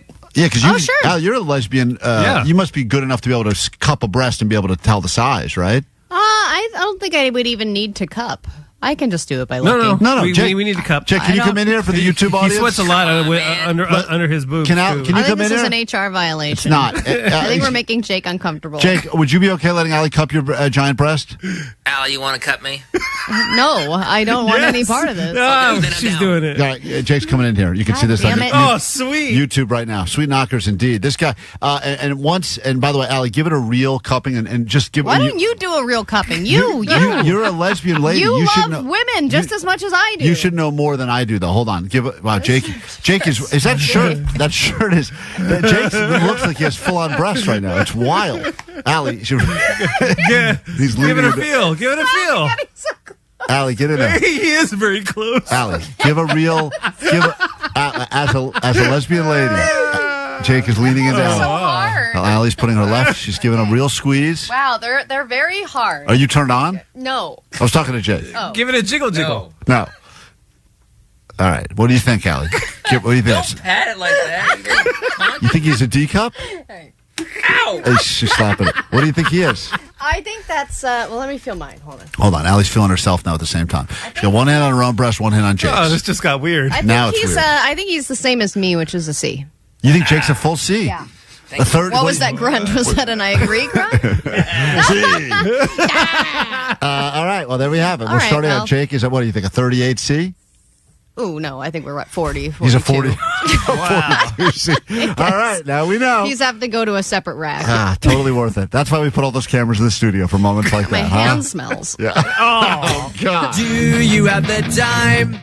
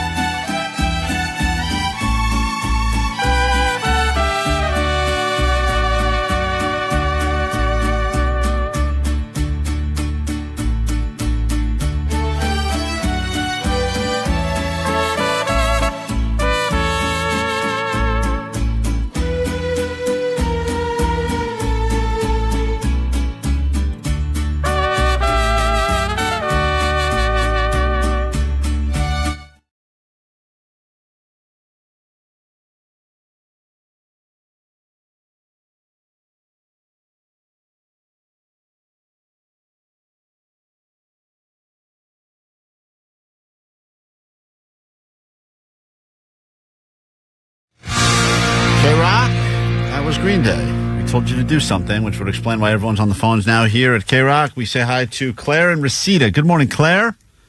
Hey, guys, we did it. Sweet did it. I assume you're calling because you just heard the sweet sounds of Green Day, and what does that mean for you? Coachella and Green Day? That absolutely does. You are the correct caller. You will be going to Coachella with a couple of tickets. Enjoy Green Day and Lady Gaga and all the others that will be at the desert. You will be there as well. Thank you, guys. You're very welcome. Hold on. See you there. Hold on 1 second. Very exciting. Another chance to win those tickets 5 p.m. today in the 5 o'clock hour on KROQ, and we'll have more for you tomorrow morning. Starting at 9. Got to be listening at 9 to figure out how to win them. Maybe it's a Green Day song. Maybe it's something else completely different. So let's give you one more song, and then we'll get out of here. If you got takeaways from today's show, you can get them to us now. We've covered a lot of ground today on the show. 800-520-1067. Takeaways you'll bring with you into the world from things we've covered on this morning's show. Call or text. We'll come back and wrap up the show next on KROQ.